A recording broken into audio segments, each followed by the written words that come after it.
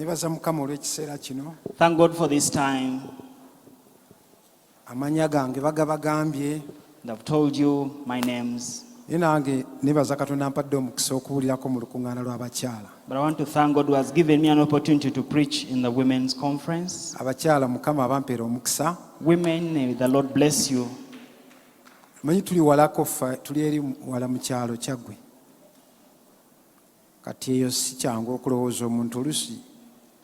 So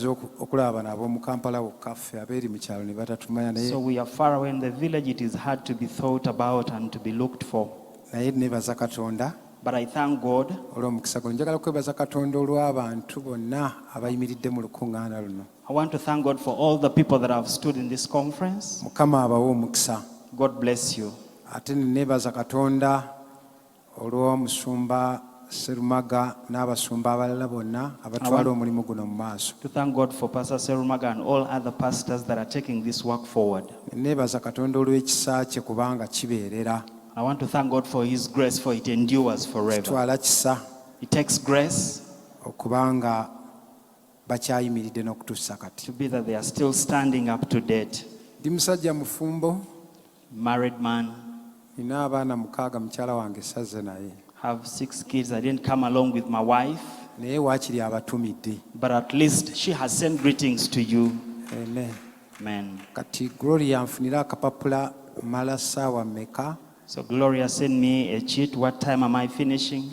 You told me the time, but I easily forget nowadays. So I want to keep time. And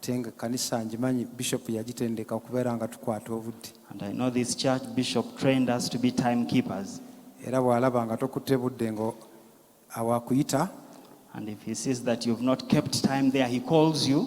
That is where the counseling begins from.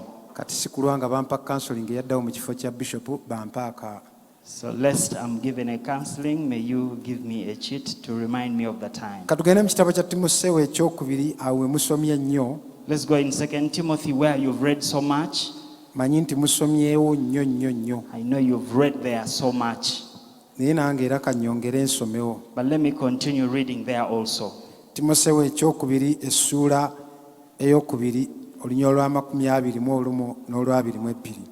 Timothy chapter 2 verses 20 up to 22. Chapter 2, verse 20, 20 and 21. Naye mu nnyumba ennene temubaamu bintu bya zaabu na bya ffeeza byokka, naye era n'eby'emiti n'eby'ebbumba n'ebirala eby'ekitiibwa n'ebirala ebitali bya kitiibwa. But in a great house there are not only vessels of gold and silver, but also of wood and clay, some for honor and some for dishonor. Kale omuntu bwe yeerongoosaako ebyo anaabeeranga ekintu eky'ekitiibwa ekyatukuzibwa ekisaanira omwami okuweerezanga ekyalongoosebwa buli mulimu omulungi. Therefore, if anyone cleanses himself from the latter, he will be a vessel for honor, sanctified and useful for the master, prepared for every good work. Naye mu nnyumba ennene temubaamu bintu bya zaabu na bya ffeeza byokka, naye era n'eby'emiti n'eby'ebbumba n'ebirala eby'ekitiibwa n'ebirala ebitali bya kitiibwa. But in a great house there are not only vessels of gold and silver, but also of wood and clay, some for honor and some for dishonor. Those ones, I'll put them together. In a big house, the Bible has told us there are various things. There are vessels of gold, vessels of silver, vessels of wood, and vessels of clay. So even the house of God is a big house. If you in your house,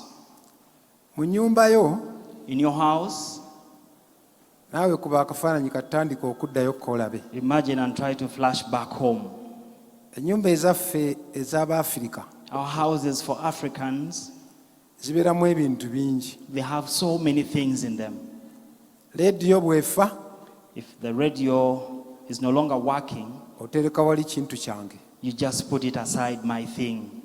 By'okosa ne by'otokosa byonna ggwe oteeka wali kintu kyange, kintu Whatever you kyange. use and whatever you don't use, just keep them in the house. They are my things. Naye era mu nnyumba ennene n'ennyumba yo But still in the big house, even in your house, mubaamu ebintu bingi. there are so many things. Mulimu ebintu by'oteeka awaka, oyinza okubiteeka awo ku lubalaza. There's some things you keep home, maybe on the veranda, Ate ne wabeerawo by'oteeka awo mu ddira abantu we batuukira. and the others you put in the sitting room where people arrive. Ate ne wabeerayo ebirala nga byo obiteeka wala eyo. And the others you keep so deep inside. Kati bisinziira ku muwendo entereka y'ebintu. So they depend on how they are precious to you. Omuwendo gw'ebintu The price of the item gwe gukuwa entereka yaabyo. is the one that decides where to keep them. Mulimu by'oteeka awo ng'oli ne bwakikwatako The others you put there, even if someone tampers with them, tekikulumya muntu yenna asobola okujja n'akikwatako. you don't get headache about it. Anyone can come and touch it. Naye mu nnyumba yo mubeeramu n'ebintu ebimu But in your house, you have some stuff ng'omukozi talibirabako na gye biri. that a maid will never even see where you keep them. Oteekako kibeera mu kisenge, You put it in the bedroom, ate n'okiteeka mu kabada, and you put it in the cupboard. ate n'okiteeka wala n'osiba nawo. You put it so deep inside and you even lock. Kati Bayibuli etugambye nti mu nnyumba ennene mubaamu ebintu bingi. So the Bible has told us in a great house there are so many Mulimu things. ebya golodi, There are those of gold mulimu n'ebya siliva, and those of silver, ate ne mubeeramu n'eby'emiti, and there are even those of wood ne mubaamu n'ebyebbumba. and those of clay. Bayibuli esomesa lumu lwe baalumba Isirayiri, Bible teaches one time they attacked Israel baalumba Isirayiri ne bakuba ebintu bya Isirayiri ne babibba. and hit Israel and stole all their things. Mu yeekaalu mwabangamu ebintu nga bya ebisinga eby'omuwendo ng'abeera golodi. Most of the precious things in the temple were of gold. Ebibya bya golodi nga bingi. The vessels of gold were very many. Kati waliwo lwe baalumba Isirayiri ne babikuba ne babitwala. There's when they attacked Israel, they beat them and took all the vessels of gold. Bayibuli egamba Bible says kabaka eyaddako n'akola ebintu ng'abikola mu siliva asobole okulipuleesinga golodi. the king who came in after made things out of silver to be able to replace the gold. Golodi baali bamututte. The gold had been taken. Bwe yanoonya kyazzaawo n'alaba nga takiina. When he looked for what to replace with, for he had nothing. Oba teyassayo na mwoyo n'aga mukole siliva tuzeewo siliva naye golodi asigala golodi. He was like, make silver to replace the gold, but gold remains gold. Golodi asigala golodi. Gold remains gold. Kyangu nnyo okubanga ebintu eby'omuwendo baabitwala It is very easy for you to be that the precious things were taken ne bazzaamu kabiringa bya muwendo naye nga tebyenkana bya muwendo biri byennyini. They are like so precious, but not equivalent to the price of the ones that were taken. Mukama omulungi yeebazibwe. Praise the good Lord. Kati naawe okeberanga mangu nnyo obulamu bwo n'olaba ddala ndi golodi. So even you need to check your life and see whether you're really gold. Naddala bw'obanga oweereza wonna wooli n'omukristaayo wennyini. Especially if you are a minister, but even if you are just a mere Christian.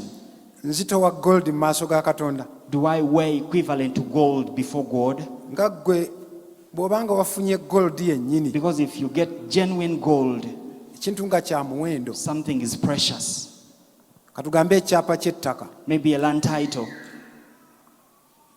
TV, a TV, bintu byo by'omanyi nti bya muwendo. things you know they are precious to me. Akatabo ka banka Bank book, nga kaliko ddala ssente, when it has money. kubanga waliwo akataliiko ssente okateeka n'eri Because muzanyisa. there is a checkbook whereby you have no money, you just keep it anywhere. Omwoyo gwo gwonna guba gulowooza ku ebyo. All your heart is thinking about that. Era mu mayumba And in houses, kati nga bw'olaba mu ofiisi eyo like in that office, ninamu akantu ke njagala nange ngende nkagule nakaagala dda. there's something I want to go and buy, for I wanted it way back. Mulimu kakabada. There's a cupboard. Kakabada ako bakaterekamu ebintu eby'omuwendo. They put precious things in it. Bagamba nti omuliro ne bwe gwokya ko tekajja muliro. Even if the building catches fire, for it can't be burnt. lwaki kalimu baakateekamu ssente nnyingi. They put a lot of money in it. Kakati gwe lw'otova eno n'oleeta Bayibuli yo So you don't just bring your Bible yonna yaggwako dda n'amaliba n'oga muginterekere eri nedda and it has eri no bateekayo covers. bintu You're bya like, muwendo keep it for me in there. No, they keep only precious things there. ne basibawo. And they lock. Ate engeri emu gye bakolamu ebintu ebya seefu And the way they make the things of the safe, nze naffe eri emukono naffe tulinayo kiseefu naffe even us in kyeterekamu Mukono, we ssente have something like a safe where we keep money. naye nakikopa ne nga kantwale nange kiseefu kino nange nkigule emikono Copped it here. I was like, let me go and we also make a safe. naffe kyetuteekamu ssente wadde tezinnagira nnyo naye tukkiriza Mukama zinaayala naye naffe twagulayo ku kiseefu. Where we keep our money, even if it is not much, but we believe God, we also got a safe. Engeri gy'okolamu seefu The way you make the safe, seefu oba n'ako akantu ebintu tebabikwasa ekisumuluzo tebakikwasa muntu omu the key is not given to one person. babikwasa abantu ba njawulo They give keys to different people ne babitereka mu kifo kya njawulo. and they keep them in special places. Kati tebibanga bw'olaba ekisumuluzo kye kyawaka They are not like your keys at home, kye walese ku katandaalo. which you left on the truck where you keep Seefu utensils. ekisumuluzo kyayo The key for the safe, bakikwasa omuntu ng'ali walala nti gwe ne bw'ozingiza ono they give it to another person so that even if you attack this one n'omugamba ggulawo bagiggula n'ebisumuluzo bibiri and you're like open, for it has to be opened with 2 keys, omulala tabeerawo. another person is not there. Lwaki batereka mu seefu ebintu eby'omuwendo? Why do they keep precious things in the safe? Tebaagala muntu kubeera ng'abituukirako, They don't want anyone to reach by them. tebaagala byonooneke, They don't want them to get spoiled. bya muwendo. They're so precious. Ne waba waguddewo ekintu ekirala kyonna, Even if any other thing has happened, bw'obanga osula mu mazzi oba ebintu by'obiteeka wala. you keep your things far. Nze nzijukira bwe nali nga nkyasuubula I remember when I was still in business, naterekanga dola nga ngenda nga tusuubuza dollars. we used to trade in dollars. Kati ate nasulanga awo Kiwunya. And I used to sleep in Chiwunya. Kati Kiwunya nga mumanyi bulungi nammwe mukitegeera ekiwunya kyaffe. You know very well what happens in Chiwunya.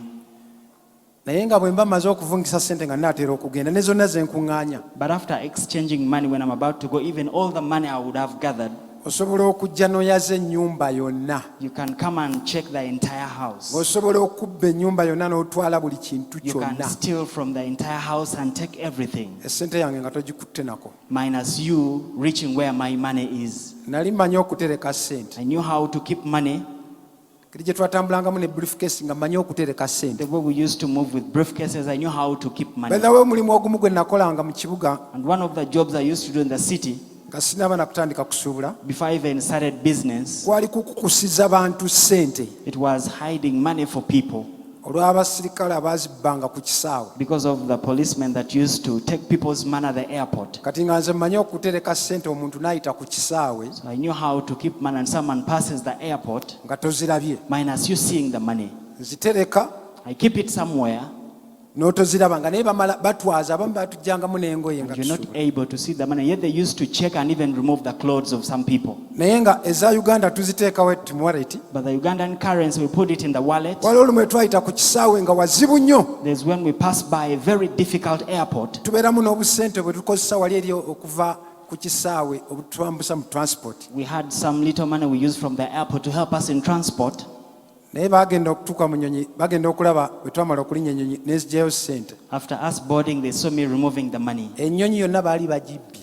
They had stole from all people in the Nga buli aeroplane. kasente konna bakaggyemu tebaabalekera. Every money people had was taken. Naye bagenda okulaba nga nze mbala ssente. But they saw me counting money. Nazitereka ntya? How did I keep the money? Nali mukugu nga nze mbaterekera ssente. I was so experienced, I was the one keeping for them money. Kati nga nze tosobola kumala galaba ssente zange. So you couldn't easily see where I keep my money. Nalina enviiri nga siziba nkulu, I had hair. nga mmanyi okuzinga ssente, I knew how to fold. ne nkazinga, I fold the knot, ne nkazinga, fold it. ne nkamaze okukafunyamwe, ne nkazinga, ne nkazinga, ne mbuzinga ne bubeera bwe buti, ne mbuteeka awantu. I fold them, they become very tiny. I put them somewhere. Nga butini bulungi. Very, very small. Kati nga bwe mmala, So after be enviiri zange nga enviiri za kaweke, I comb my hair, ne ndyokangira bwe nti mu mutwe. then I push in the knots, the Kanyinza paper okuteekamu knots. dola nga 5. and put in like $500. ate nga toyinza kumanya sina nviiri nkulu And you couldn't, I never had a lot of hair. kaweke wange eyali obulungi entula It was my little hair.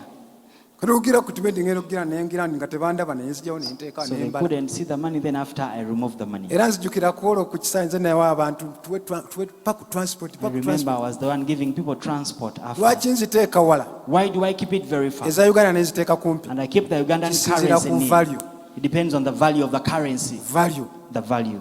mukama omulungi yeebazibwe Praise the good ebintu Lord. ebyomuwendo tebamalaga biteekaawo Precious things are not kept near. babiteeka wala They keep them far. babikukulira They hide them. kati bagaine ne mu nnyumba ya They mukama have said even in the house of the Lord, mulimu ebintu ebimu ebya gold there are some vessels of gold. naye n'agamba muleke kulowooza ku bya gold And it's byokka like, do not think about gold only. mulimu n'ebirala ebitali bya muwendo There are even others which are not so precious. mukama omulungi yeebazibwe Praise the good Lord. mulimu ebya siliva ne mbamu n'ebya gold There are those of silver and gold. naye gwe bw'ogenda obugenzi n'olowooza nti byonna byonna byolaba byonna bya gold But if you just go and think that whatever you see is of gold, muno mu nnyumba ya mukama mulimu abawombeefu in the house of the Lord, there are humble people. mulimu abantu balamu There are people who are good. mulimu ab'amazima There are people of the truth. mulimu abatuukirivu There are people who are righteous. mulimu abatayomba There are people who do not mulimu quarrel. abeegendereza There are people who are so careful.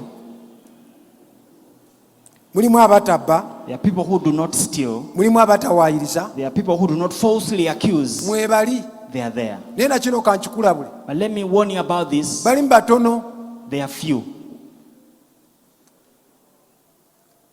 singa mbadde njagala kukendeeza ku bannandigambye nti n'abamu abali wano oli mubbi If I wanted to reduce on the number here, I would be like some of you here are thieves. naye sijja kyogera But I won't say that. naye buli alina essimu gikweke bulungi But whoever has a phone, keep it safe.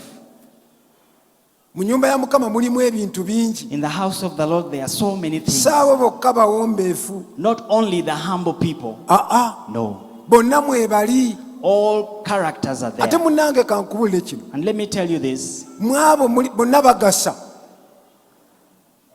mulimu ebya golodi There are those of gold ne mbaamu n'ebya siliva and those of silver ne mbaamu n'ebyembaawo and those of wood ne mbaamu n'ebyebumba ebyatika and those of clay that can easily break. naye tolowooza nti ffenna bwe tujja wano ffenna tuli golodi na siliva But do not think that when we come into church, we are all gold and silver. bayibuli nga bwemenye nti mulimu eby'emiti As the Bible has mentioned, there are those of wood mulimu n'ebyebbumba and there are those of clay. byonna mwe biri mu nnyumba ya They mukama are all in the house of the Lord. ate byonna bigasa And they all profit. bigasizaawo Where do they profit from? nali nkyali mu kkanisa muno I was still in this church. ng'ali church administrator I was the church admin. katonda mulungi abalansinga bulungi ekkanisa God is so good. He balances the church well.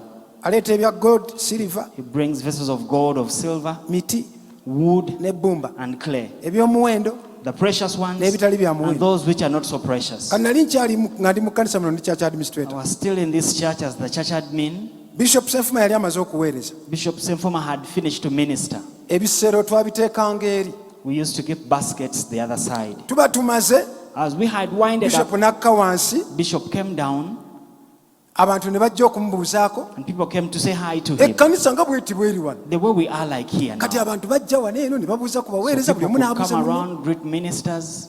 neevaayo omuvubuka eyava eri There came a youth. wano mu kubuuza As people were greeting the abaweereza minister, ffena nga tutudde awo all ministers seated there. n'alinnya kisirikale He came like a soldier, ng'azze okubuuza like he had come to greet, n'ayitawo moved straight n'agenda mu bisero to the baskets n'atoolamu ssente and picked money, n'atambula and then he walked away. kakati nakasinde kyobula nti oluusi tubeera mu mwoyo naye twetagayo n'abantu abamu abatali nnyo mu mwoyo Now- babyange gye batuyamba Sister Nakasinde, we need to be in the spirit, but there are some people who are not always in the spirit, and there's a way they help us. sisita nakasinde n'ajja Sister Nakasinde came n'agamba bamwami kato and told those of Misakato, omusajja abbye a man has stolen. ne bakwata omusajja muvubuka They got this young man. ne mbagamba mumulazaawa ne bamutwala mu kasenge They wali told them, where are you taking him? They took him to the room, neyingirayo abantu abalala and some other people entered in nange there. nenyingirayo Also entered, ne bagamba and they said, abbye he has stolen. tyabye atya tyayiseewo How has he n'agenda stolen? He ku just went kituuti straight to the pulpit. aggyemu ssente nga mulaba He picked money when I was seeing him mu nnyumba ya mukama in the house of the Lord. mulimu abatabba There are people who do not steal, naye n'agabbi mwegali. but even thieves are there. Ne bagamba leeta ssente. And they were like, bring the money. Omuvubuka ng'asirise bwe ku. And he was quiet. Leeta ssente. Bring the money. Leeta ssente. Bring the money. Abawala bayingidde, Girls had entered. abasajja bayingidde, Men entered. ne tugatumwaze. And were like, let's check Gyamu you. engatto. Remove your shoes. N'aggyamu engatto, He removed the ne shoes. tuzikebera, gyamu sitokisi. Checked, remove the stockings. Sitokisi ne tuzikebera, We checked the stockings. ne tukwata mu nsawo. And then Ne we touched bagamba the nedda, pockets. They were like, aggyemu no. engoye, tukuggyamu Let engoye. him remove all the clothes. We are putting off your clothes. Kati baatuuka mu kuggyamu So engoye, when it reached putting off the ate nga clothes, n'abawala we bali. yet girls were there. Nze nnamu ensonyi, Me, I'm a bit shy. kye nagenda ne mumwaze. Then I was like, check him. Ssebo ne bamuggyamu engoye, They removed his clothes. ne baziteeka wali be kwe. Mukama yeebazibwe, Praise the Lord. ne bamuggyamu engoye. They removed his clothes. Omuvubuka ng'atudde wansi, He was seated down, tanyega. not mentioning Ne anyone. baaza engoye, They checked the clothes. ne baaza buli kintu kyonna, They checked everything he had. ne nkomawo. And I came back.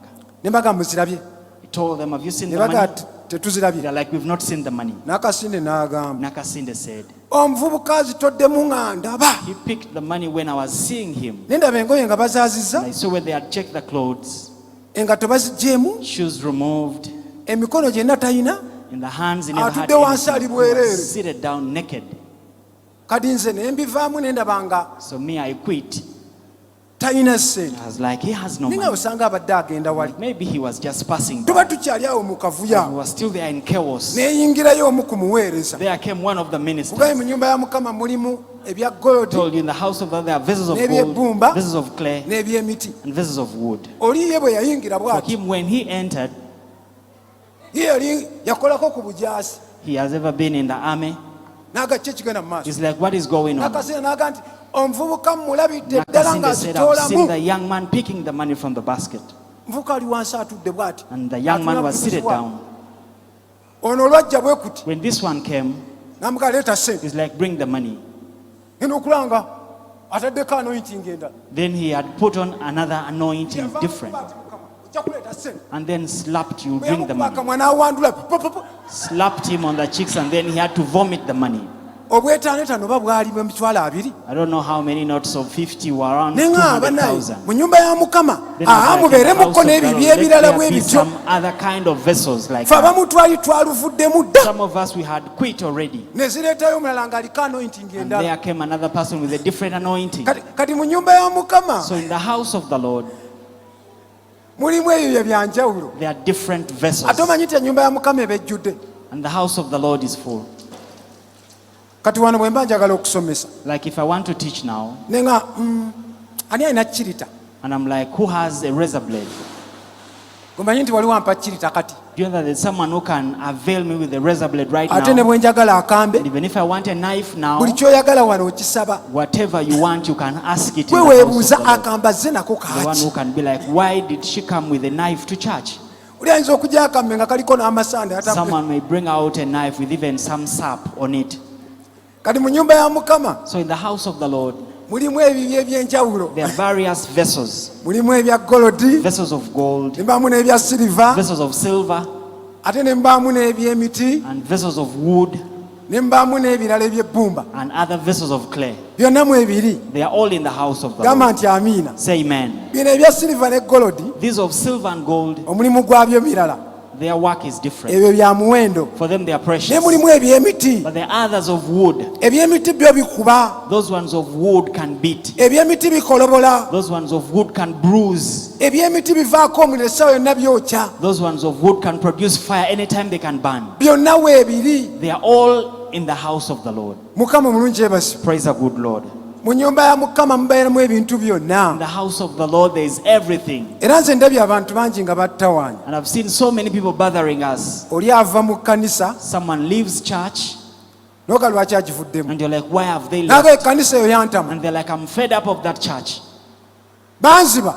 They stole from me. N'omubuuza musumba And you're yakubba. like, is it the pastor who robbed you? N'aga nedda. He's like, no. owooluganda namuwola ssente I lent money to a brethren n'andya and then cheated ekkanisa me. eyo erya. That church, they are cheats. Kati gwe njagala kukulabula, I want to warn you. mu nnyumba ya Mukama mulimu ebintu ebikosebwa bya In the njawulo. house of God, there are different vessels to be used. Mulimu ebya siliva There are n'ebyemiti, those of silver and those of wood. byonna si bya muwendo, They are not all precious, naye ne we birina kye bikola. but somehow they help. Bayibuli esomesa bweti nga basomesa mu ngero, basomesa omuweereza. Bible teaches like this in Proverbs as they teach a minister. Bagamba bwe bati, They say like this. Mukama amugamba omuweereza, God tells the minister, nkuwadde ensolo bbiri, I've given you 2 animals. nkuwadde endiga I've given you the sheep ogisumbe, to pasture it, era endiga eyo egenda kuvaako ebyoya and that sheep will give you wool ebigenda okukubugumyanga ng'omusumba. that will always warm you as a pastor. Ndiga Sheep. ebeera mu nnyumba ya Mukama, It is in the house of the Lord. era endiga And the sheep, kasita bagiyita endiga kabonero nti ye egenda mu ggulu, ebigendererwa byayo byagenda mu it is ggulu. a sign that it goes to heaven. Its aims are to go to heaven. Kati Katonda olw'okuba nga ayagala So okubalansinga because God wants to balance, n'agamba bw'ati, He says like this, nkuwadde n'embuzi. I've given you even the goat. Embuzi tegenda mu ggulu, The goat doesn't go to heaven, naye omulimu gwayo but its work, naye oginywemu amata. get milk from it. Kakati bwe mba musumba, Now, if I'm a pastor, Mukama ampa ebisolo ebi, God gives me 2 animals. ampa endiga Gives me the sheep ngisumbe to pasture it egende mu ggulu, so that it goes to heaven. n'ampa n'embuzi. Gives me the goat. Omulimu gw'embuzi nze kuginywamu mata. The work of the goat, it is for me to take milk from it. Simanyi okategedde. Have you understood Kati that point? embuzi yo tegenda mu ggulu, So the goat doesn't go to heaven, nereka embuzi yange ebeere omwo. but let my goat be there. Era nyinza oga ani awaayo, Maybe like, who is going to give money? embuzi yange neewanika n'endiga, And then my goat and the sheep raises naye Omukama their yagipa hand. ngikamemu amata, For God sigirekera. gave me the goat to just milk it. Bwe tetegeera mu ggulu naye nayo Even if it is ngigyemu not going to amata. heaven, but so that I get milk from Olabye it. Katonda Do you bw'abalansinga, see how God balances? akuwa embuzi, He gives you the goat. temanyi kyeyagala, He doesn't know what it wants. naye bw'ereeta ssente But enewe when it brings the money anyway, zitukuze nazo zikozese. Kubanga sanctify embuzi it and use y'amata. it. And even the milk, Mukama mulungi yeebazibwe. praise the good Mu Lord. nnyumba ya Mukama In the house of the Lord, mulimu n'ebyettaka. there are even those of soil. Ebyettaka biddugaza, And those of soil can make you dirty. ebyettaka bireeta amabala, Those of soil can bring spots. ebyettaka birumira. Those of soil can be like they have some soil in them as you eat them. Waliwo gw'olumako ng'owulira alumira, There's one you try to buy it and you feel like they have some particles in them. alumira. They have some particles in them. Kati mu nnyumba ya Mukama mulimu ebintu So bingi. in the house of the Lord there are various things. Nammwe abawala abatannaba kufumbirwa, Even you girls that are not yet married, mulimu ebintu bingi. there are so many things. Kati osobola okutwala omuntu n'olowooza nti otutte golodi, You may take someone thinking you've taken gold, naye mulimu eby'embaawo but there are those of wood ne mbaamu n'ebyettaka. and those of soil. Kati pasita nkola ntya? Now, Pastor, what should I do? Singa sisita ajja n'agamba omuwala, If a sister comes, gwe manyi nti waliwo asobola okujja you know, there's someone who can come nga ndi musumba. when I'm a pastor, Omuwala n'agamba bw'ati, and the girl says, pasita, Pastor, waliwo mutabani we yandabye. there is one of your sons who saw me, N'omubuuza ani? and you ask them who, N'agaa gundi. and it's like so and so. N'omugamba oyo tutte golodi, Then you're like, that one you've taken gold, oyo tutte golodi. that one you've taken gold. Ayinza n'okuba nga atwala muwala wo. Maybe like even taking your Aka daughter, pasita and you're like, n'alabye Pastor, omu ku bawala bo. I saw one of your daughters, N'omubuuza ani? and you're like, who? N'agaa gundi. It's like so and so. N'omugamba naye omanyi nti oyo tutte You're golodi. like, you know that you've taken gold, Naye sibeera na golodi yekka. but I don't have gold only. Mu nnyumba ya Mukama mulimu ne kaamulali, In the house piripiri. of that, there's also pepper. Oli atwala n'omanya nti ho, Someone takes, and then you know n'oga atutte piripiri. he has taken pepper, Naye ne piripiri naye ajja kufumbirwa, but akafumbirwa even akola, pepper will get married. twala piripiri wo, Take your pepper, ebinaddako gw'onoomanya. you know what will happen next. Mu nnyumba ya Mukama In the house of the Lord, mulimu eby'ekitiibwa there are vessels of honor n'ebitali bya kitiibwa. and vessels of dishonor. Ate wuliriza kino, And listen to this. okusinziira ku value y'ekintu, According to the value of an item, era value esika value.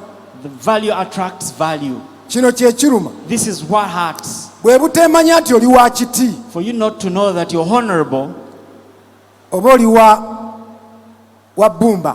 or you are of clay. Kati mwe abamu temulanko bintu bya bbumba. Some of you have never seen things made out of clay. Ebintu eby'ebbumba, Things made out of clay, katugambe ensuwa. maybe a pot. Ensuwa era bw'oba osaba, A pot, as you pray, osaba mazzi. you ask for water. bwe kabeera kasaka kafumba bijanjaalo. If it is a small pot, it prepares beans. Mulimu ebintu ebimu nga tebabiteeka mu kasaka, tebabiteeka mu nsuwa. Toyinza kuddira yogati n'ogamba mpa ku yogati awo mu nsuwa. There are some things they don't keep in a pot. You can't ask for yogurt from a pot. Yogati abeera mu fridge. Yogurt is in a fridge. Bino ebyebbumba bisikeera bbumba. Things of clay attract clay. Ekintu ekyebbumba bateekamu ntula. Something made out of clay, they put eggplants. Bagoyeramu kalo. They just mingle there, kalo. Kati nga bw'oli bw'otyo. As you Ate are, mwana wange ebintu binsanyusa. and things excite me. Nga bw'oli bw'otyo n'emikwano gye era bwe gibeera. The way you are, that is how your friends are also. Golodi agenda wali golodi. Gold goes where there is gold. Emikwano giba golodi. Friends are gold. Ow'olugambo One aba ne who is a kakukulu ke ka lugambo. They are in their group of fellow rumor mongers. Ageya abeera ne kakukulu ke kageya. One who backbites, they have their group of back. Ebintu bigenda byesenjeka Things byesenjeka. go on grouping themselves. Kati mu nyumba ya Mukama House of the mulimu Lord, ebintu bingi. there are so many things. Golodi abeera golodi. Gold is gold. Kakati kino kye kiruma. Now this is what hurts. Gwe kwe kubanga oli bbumba For you to be clay ng'oyagala kufumbirwa n'ogamba njagala ompe golodi. and you want to get married and you're like, God, I want you to give me gold. Bajja kuwa golodi naye nga wa kichina. They will give you a fake gold from China. Nga bamaze okumubikkako kungulu After covering it on top, omala kutuukaka n'ogamba nti you bampa first kicupuli. reach home and you're like, I was given a counterfeit. Era naawe ekyo kankireke. And let me leave that. Bayibuli esomesa bweti mu Koseya Bible teaches in Hosea essula y'omukaaga olunyolo 10 chapter 6 verses 10. egamba bweti Says- mu nnyumba ya Isirayiri mwendabidde ekigambo eky'ekivve obwenzi bulabikiddeeyo ebulanzi bulabikiddeeyo ku Efulayimu. Isirayiri ayonoonese. I have seen a horrible thing in the house of Israel. There is the harlotry of Ephraim. Israel is defiled. Mu nnyumba ya Mukama byonna mwebiri. In the house of the Lord, all things are there. Mulimu abenzi There are adulterers, ate tekigaana mulimu ab'amazima. and there are even those of the truth. Mulimu ababbi, There are thieves, mulimu abatemu. there are murderers. Mu nnyumba ya Mukama byonna In mwebiri. the house of the Lord, everything is there. Mukama omulungi yeebazibwe. Praise the good Lord. Mwebiri mu nnyumba ya Mukama. Everything is there in the house of the Lord. Alina omukyala ewange I had a woman at my home mu church in church, ng'ali mu worship team. and she was in the worship team. Abeera mu worship team n'azina no. She was Wetegereza bw'ati to look. ng'alaba neighbor we She was seeing the neighbor ali ku kituuti on the pulpit atema dansi. dancing. Omukyala n'agamba bw'ati And then the lady said, sembadde ndokose naye ngenda kugenda. I had gotten saved, but I'm going to quit. Omufuuyi w'emmindi ali ku kituuti n'eno gye nzijulukidde. This one who blows the pipe is the one on the pulpit, even where I've come.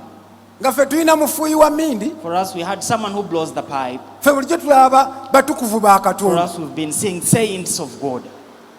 Ajja eno ku kituuti n'agira ayagala nnyo Comes to the Mukama. pulpit, she dances, she loves the Lord. Kumbe alina ekikosi ekyabafuuwa emmindi bakifuuyira we. Yet she had a group of people who blow the pipe. They could blow it at her home. Omukyala ne mugamba atubeeramu.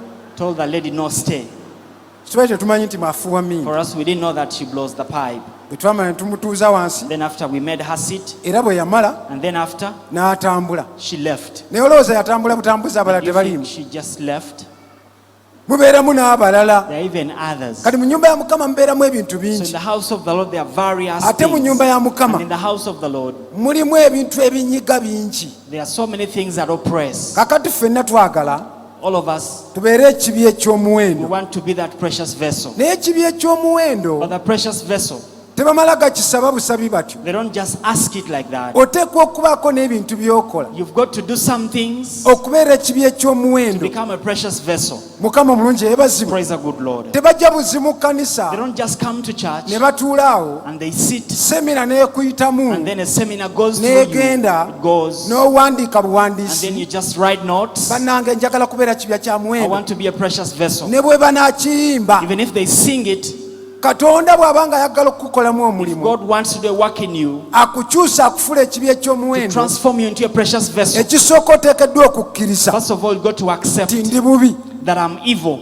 neetaaga obuyambi. I need help. Beza wentandikwa y'omuntu yenna The beginning of anyone, okukolebwamu omulimu for work to be done in them, ye kwe kumanya nti ndi bubi. is him to know that I'm badly off. Kasita tokkiriza nti ndi bubi The neetaaga moment you don't kuyamba. accept that I'm badly off, I need help. Kati bw'omala okumanya nti ndi bubi After consenting that I'm badly neetaaga off, kuyambwa, I need help. weewaayo mu mikono gya Mukama You giving yourself in the hands of God, n'omugamba, and you tell him, Mukama nze ndi bbumba, God, I'm clay, gw'oli mubumbi, you are the potter. njagala onjaseeyase, I want you to break me into pieces. ommete entule, Break me into pieces. onfuula ekibi And then eky'omuwendo. make me a precious vessel. Kati ezo zonna process So all those are processes ez'okwasayasa ebbumba, of breaking the clay ekintu bakiggyemu ekibi for eky'omuwendo. something to be got out that Buli is kyonna precious. ky'oyagala Whatever you want, kasita kibeera kya the muwendo, moment it is precious, kirina process bwe it kiyita has a process to go through okufuuka to eky'omuwendo. become that precious Ne bw'oba item. oyagala gold, Even if you want gold, gold okufuuka for gold gold to become bwe gold, kusooka okuyitako mu muliro, you have to first go through fire. ate omuliro gwa gold tebayeta guno ogwa yero. And the fire for gold is not this yellow flame. Omuliro gwa gold The fire for gold, baleeta omuliro nga gwa blue, they bring the blue flames.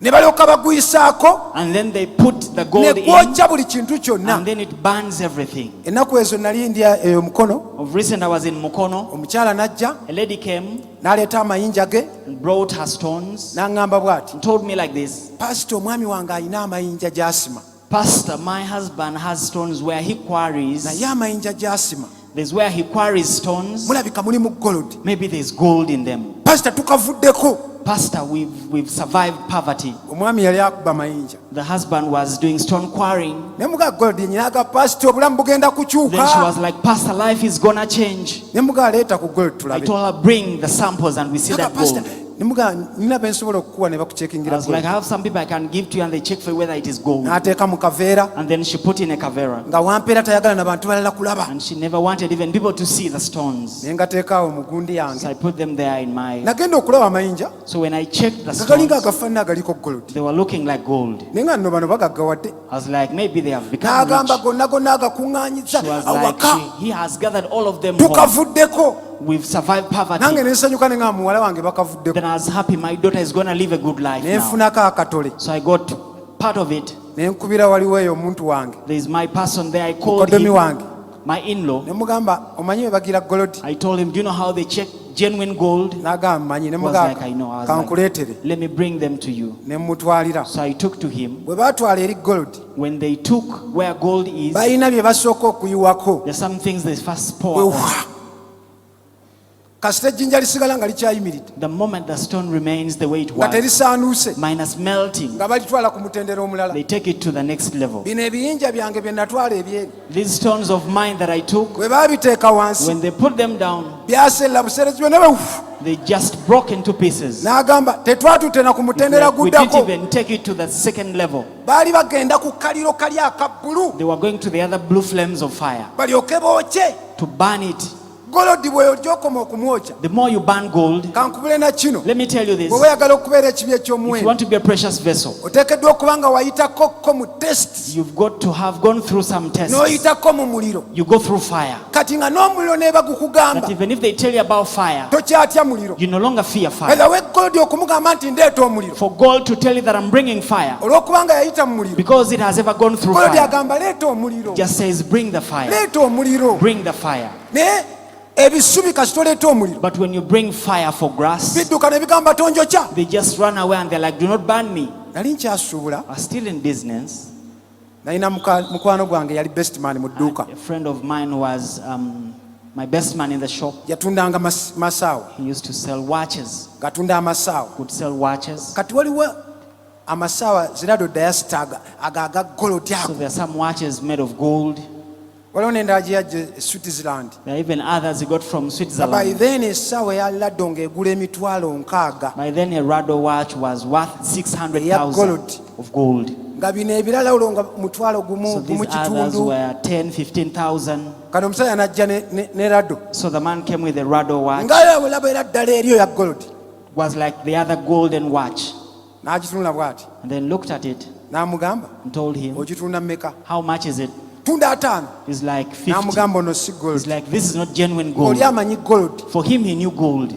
naga gold namuga si It's gold, like gold. Then this one is like, it's not namuga gold. gold namuga si It's gold, like gold. No, it's not gold. naga gold mu testing, It's like, it's gold tested. we namuga jangu tugende. Someone is like, come on, we go. Gold baba mu If testing, they are testing gold, esawa eza gold. the golden watches. Era kankulabule gwa ine sawa ezo nga ya China tovano no testing And otojja let me kufuna. warn you, you that has a Chinese watch, thinking Okwata that it is essaawa. gold. You get a watch N'ogenda ku kisenge ekya block ekya 99 and you go to a wall of bricks of 99. obanga wali ku kolas awali Maybe amayinja. like at the chorus where there are stones. And then you scratch it. Gold ne bw'okuuta Gold, even if you scratch it, tekuggyako wadde akantu akalala there will be konna. nothing like a scratch. Kati ono feeke wa kichina So this counterfeit, bw'okuuta bw'oti when you try to scratch it, n'ekisawa kyonna kiyinza n'okuggwawo. even the whole watch can be Kati bwe destroyed. weeyagala okubeera ekibi If you eky'omuwendo want to be a precious vessel, oteekeddwa okuba ng'oli mwetegefu you've got to be ready okubeera ng'olinako mu mbeera z'oyita to have some situations you go through, n'olyoka ovaayo ng'olina obujulizi and then you come out with a testimony ng'oyakayakana when ng'otangalijja. you're shining and glittering. Katonda tayagala kukozesa God bifeeke, doesn't want to use counterfeits. era abantu abagenda okugenda mu ggulu People that are going to go to heaven bateekeddwa okuba nga baliko we bayita have got to pass through mu somewhere, mbeera ze bayitamu, some situations they go ne through, and babazimbamu embala, then they build in them a ne character, bavaayo nga and bakakasiddwa they come out ti confirmed kino kibya kya that this is the muwendo. precious vessel. Mukama omulungi yeebazibwe. Praise the Lord.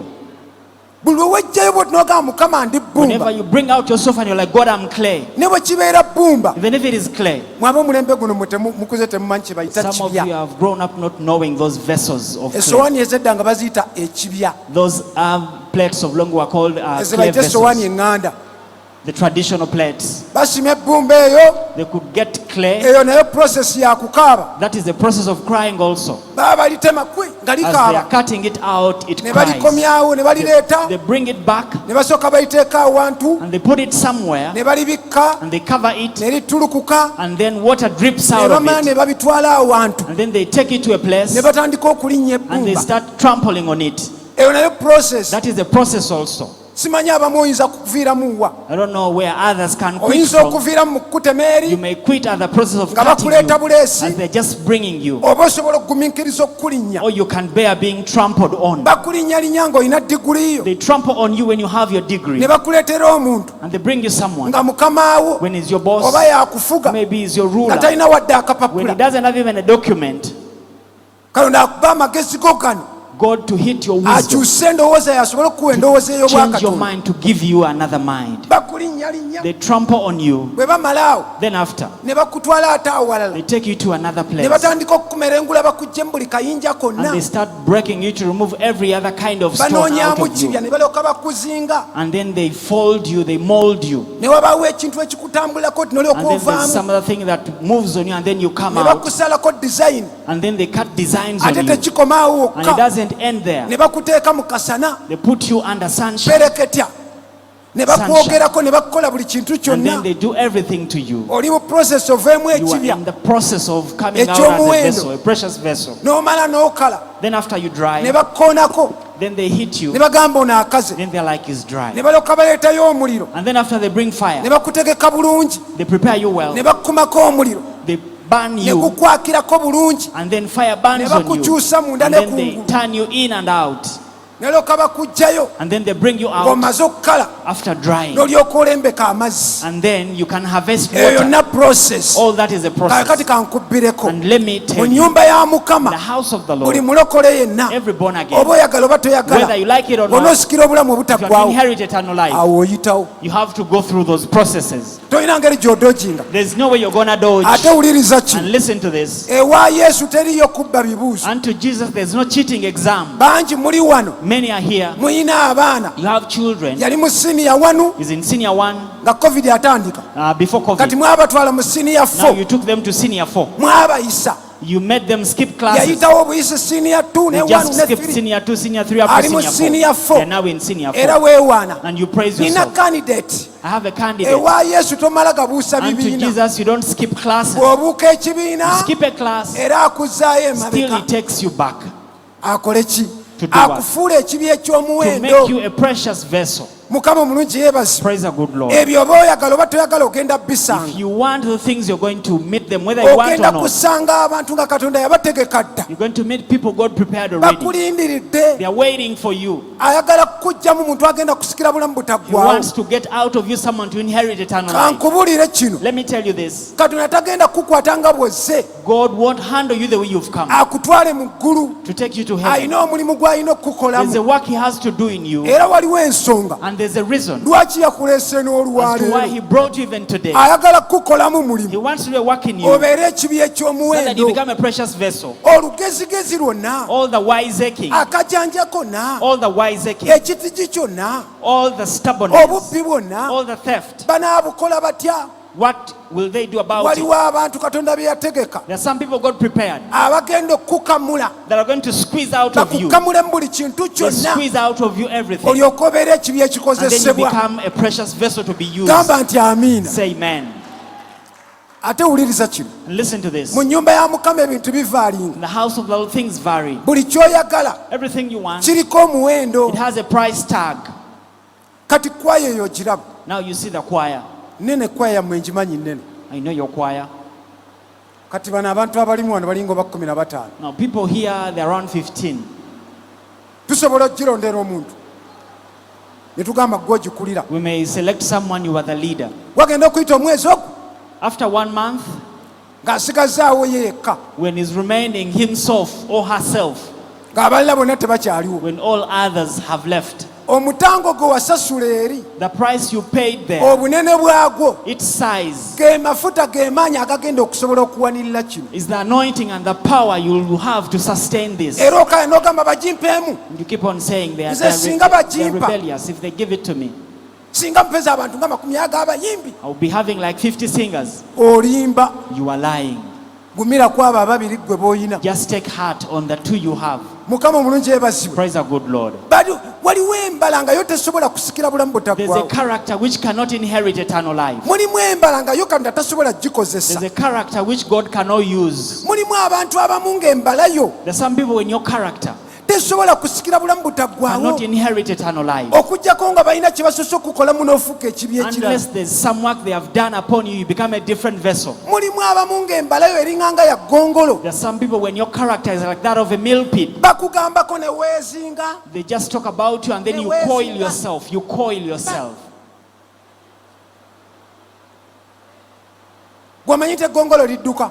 You know that a mill pit can run. Eggongolo, A mill pit.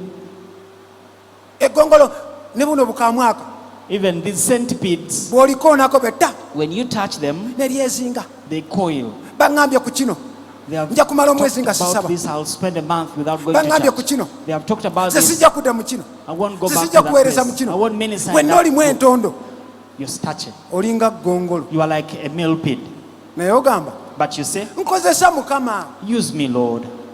Eggongolo lyolaba lyezinga ng'olikoonyeeko. Mill pit can coil after touching it. Nze ndi muntu anoonyereza. Me, I'm a person who makes research. Naye eggongolo lidduka eryo But a mill lyolaba. pit can run. Bw'oba oyagala okumanya emisinde If you want to gy'eggongolo, know how fast it can move, ofuna ng'akanda nga kaaka bulungi bwe just kati, get some burning coal n'okasuula wakati mu nkata bwe pa, and then you put it in the middle of the coil. ligenda kwezingulula It lidduka is going to emisinde. uncoil and take off very Mulimu fast. abamu abali wano There's some people here, nga weetaagayo akaliro akakukoonako and you bwe need pa, just some little fire to tap you.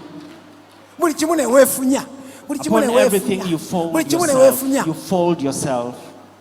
Gamba nti amiina. Say amen. Ate wuliriza kino, And listen to bwe this. baba batujjamu ekintu ekikozesebwa, If they are to get something to use out of you, tebatujjamu bano baatuleetera abatukolako omulimu, these ones they bring to do a work upon us, basinzira ku kikula kyo. they depend on your character. Mulimu abantu abamu abali wano There's some people here, ng'olina amabala mangi, when you have so many spots, ate nga bayibuli esomesa negamba mu Befeso the sula Bible 5 teaches in Ephesians 5, 27 verses 27, akomawo ku kima ekkanisa etaliiko bbala coming back to fetch a church without wrinkle or spot. enzirugalayo The way you're dirty yesalawo abantu Mukama abagenda is the okukulinaanya. way that determines the people God is going to bring near you. Gamba nti amiina. Say amen.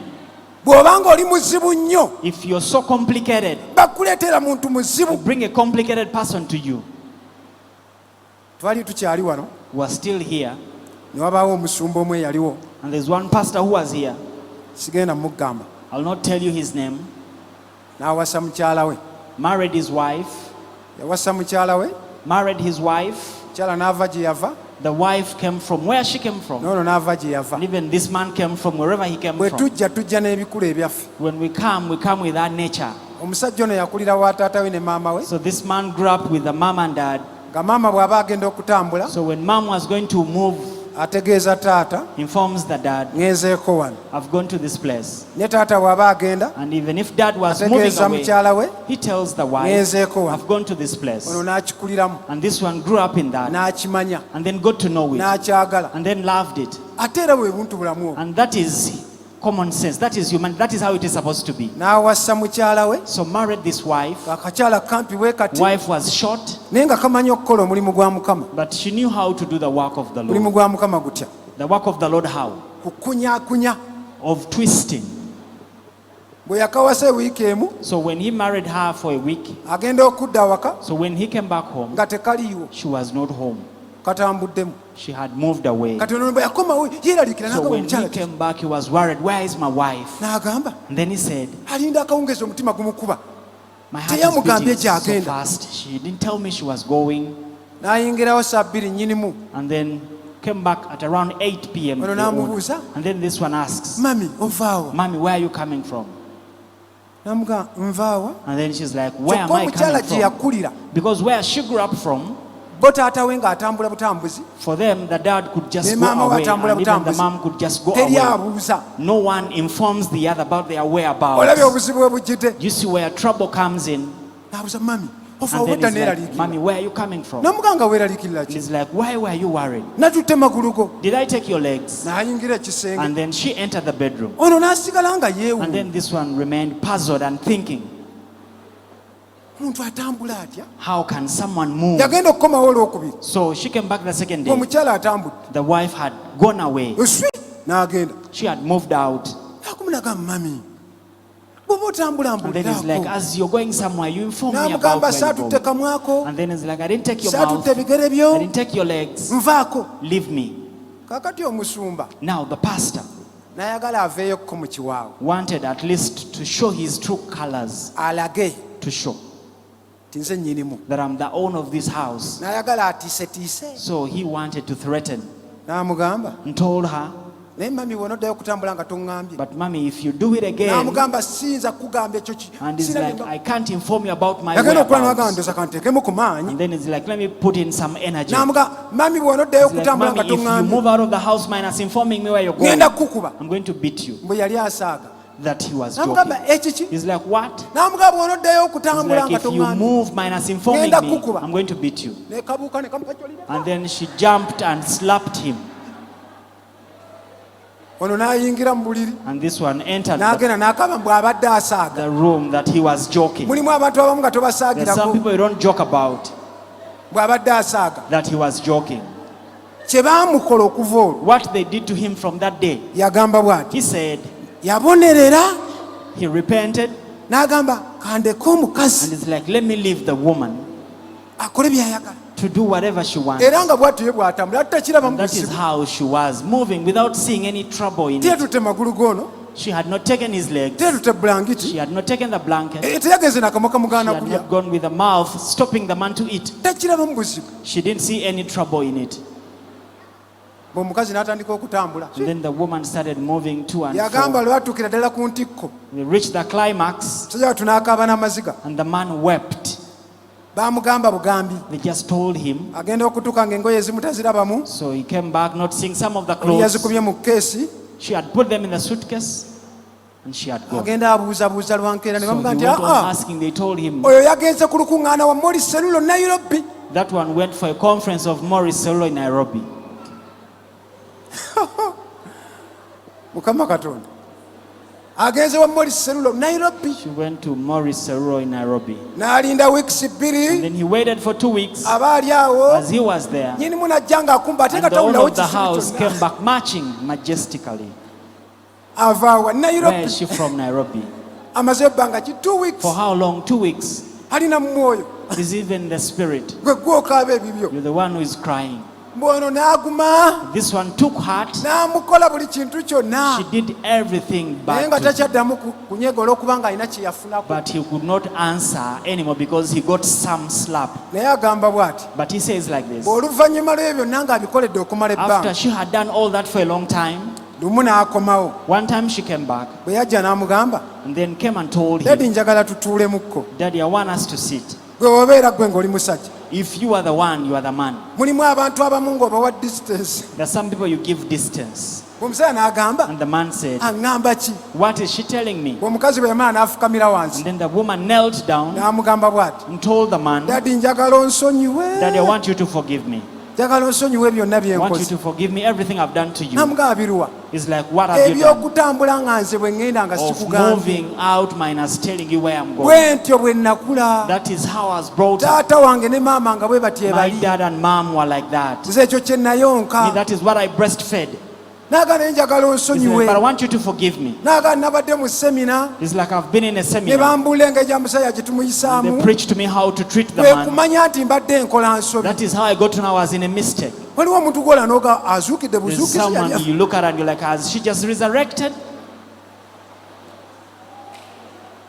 N'agamba okuva ku lunaku olwo n'alyoka And it's akyuka. like from that day she transformed. Gw'okirabye, Katonda amanyi omuntu God knows someone, n'amanyi omuntu bw'ali and then he knows how someone is, n'amanya n'engeri gy'agenda okuleeta ekikozesebwa and kye. he even knows how he's going to bring a tool to be Abantu used. abamu abuusa batukuuta nga balina kye batunoonyaako. Some people that rob us, sometimes they rob us when they're looking for something. Tosobola kugula kikongoliro oba kwokya kikongoliro nga tolina nkyakya.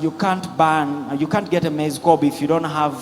Embala zaffe okusobola ozikolamu For omulimu our characters, for a work to be done in tubeere us, ekintu ekikozesebwa. let us be an instrument to be used. Weetaagayokko abantu abalala abagenda okukola ate abakola tebakola nga ggwe bw'oyagala, You need some bakola other people ekikontana naawe. that are going to work upon you. They don't do as you will, but they do something contrary to what you want. Mukama omulungi yeebazibwe. Praise the good Lord. Nze bwe namala okulokoka Me, after getting saved, nga ndi awo Kiwunya, I was there in Chiwunya. naye engeri yokka gye banvumulamu But the only way they healed me ekiwunya in Chiwunya, ekiwunya gye twakulira awo, in Chiwunya where we grew up, just bw'oyagala right there. babbe ebikonde bakutte, If you want to be boxed to death, sinkana omuntu ng'alwana, meet someone fighting. jangu omutaasa. Then come and try to stop the fight. Eyo tuwogana firimu, There we firimu, just shout, movie, firimu. movie, movie.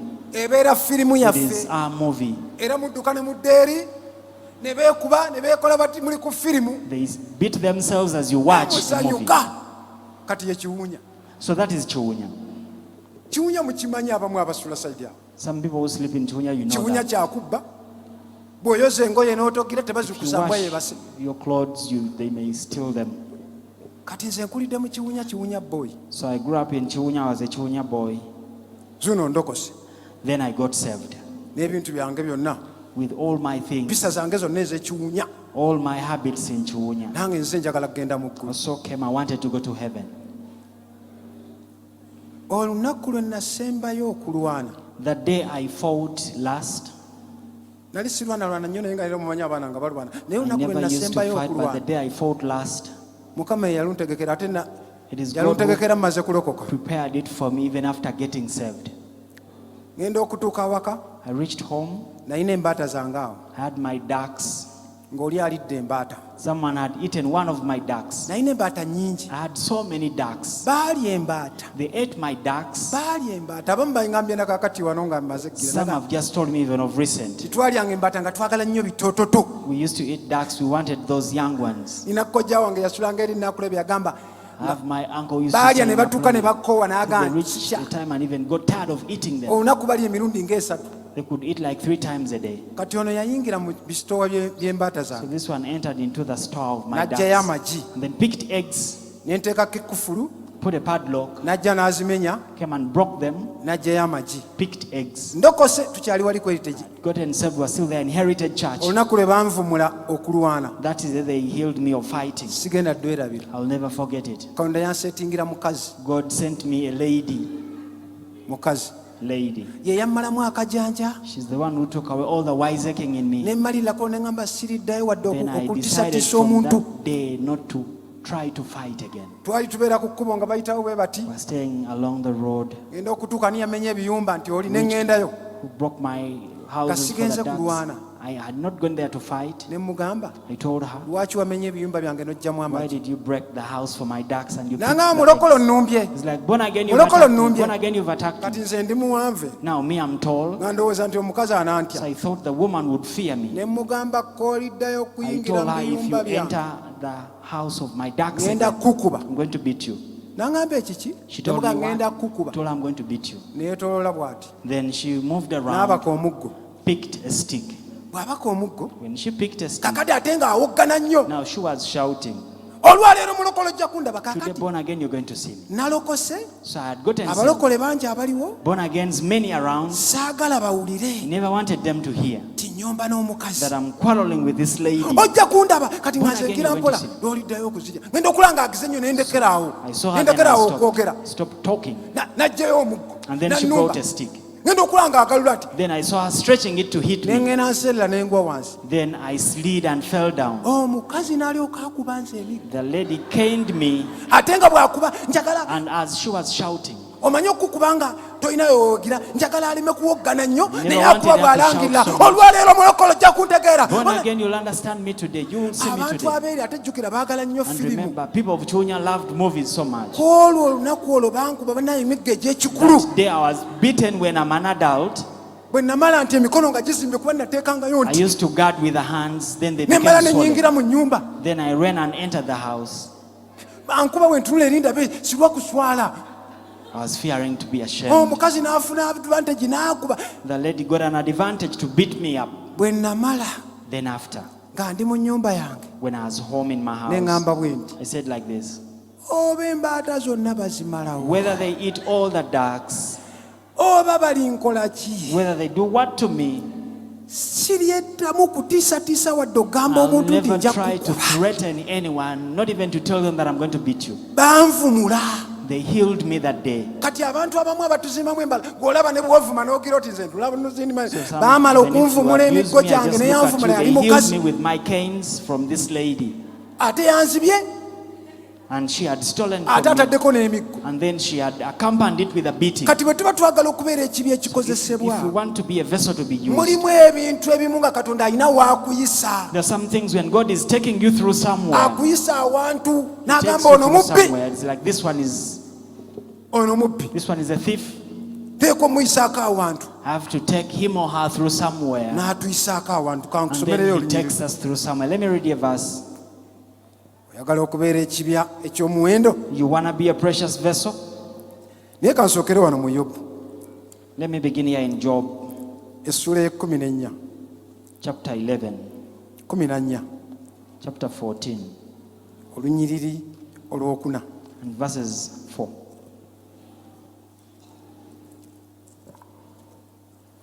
Agamba bw'ati: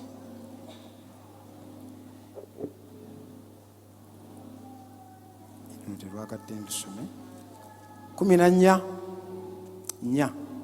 Job 14:4. Ani ayinza okuggya ekintu ekirongoofu mu kitali kirongoofu?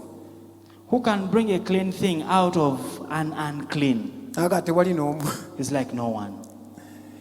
Ani ayinza okuggya ekintu ekirongoofu akiggye mu ekyo ekitali Who kirongoofu? can bring a clean thing out of something that is unclean? Tewali asobola okukiggyamu Katonda yekka. There's no one apart from God.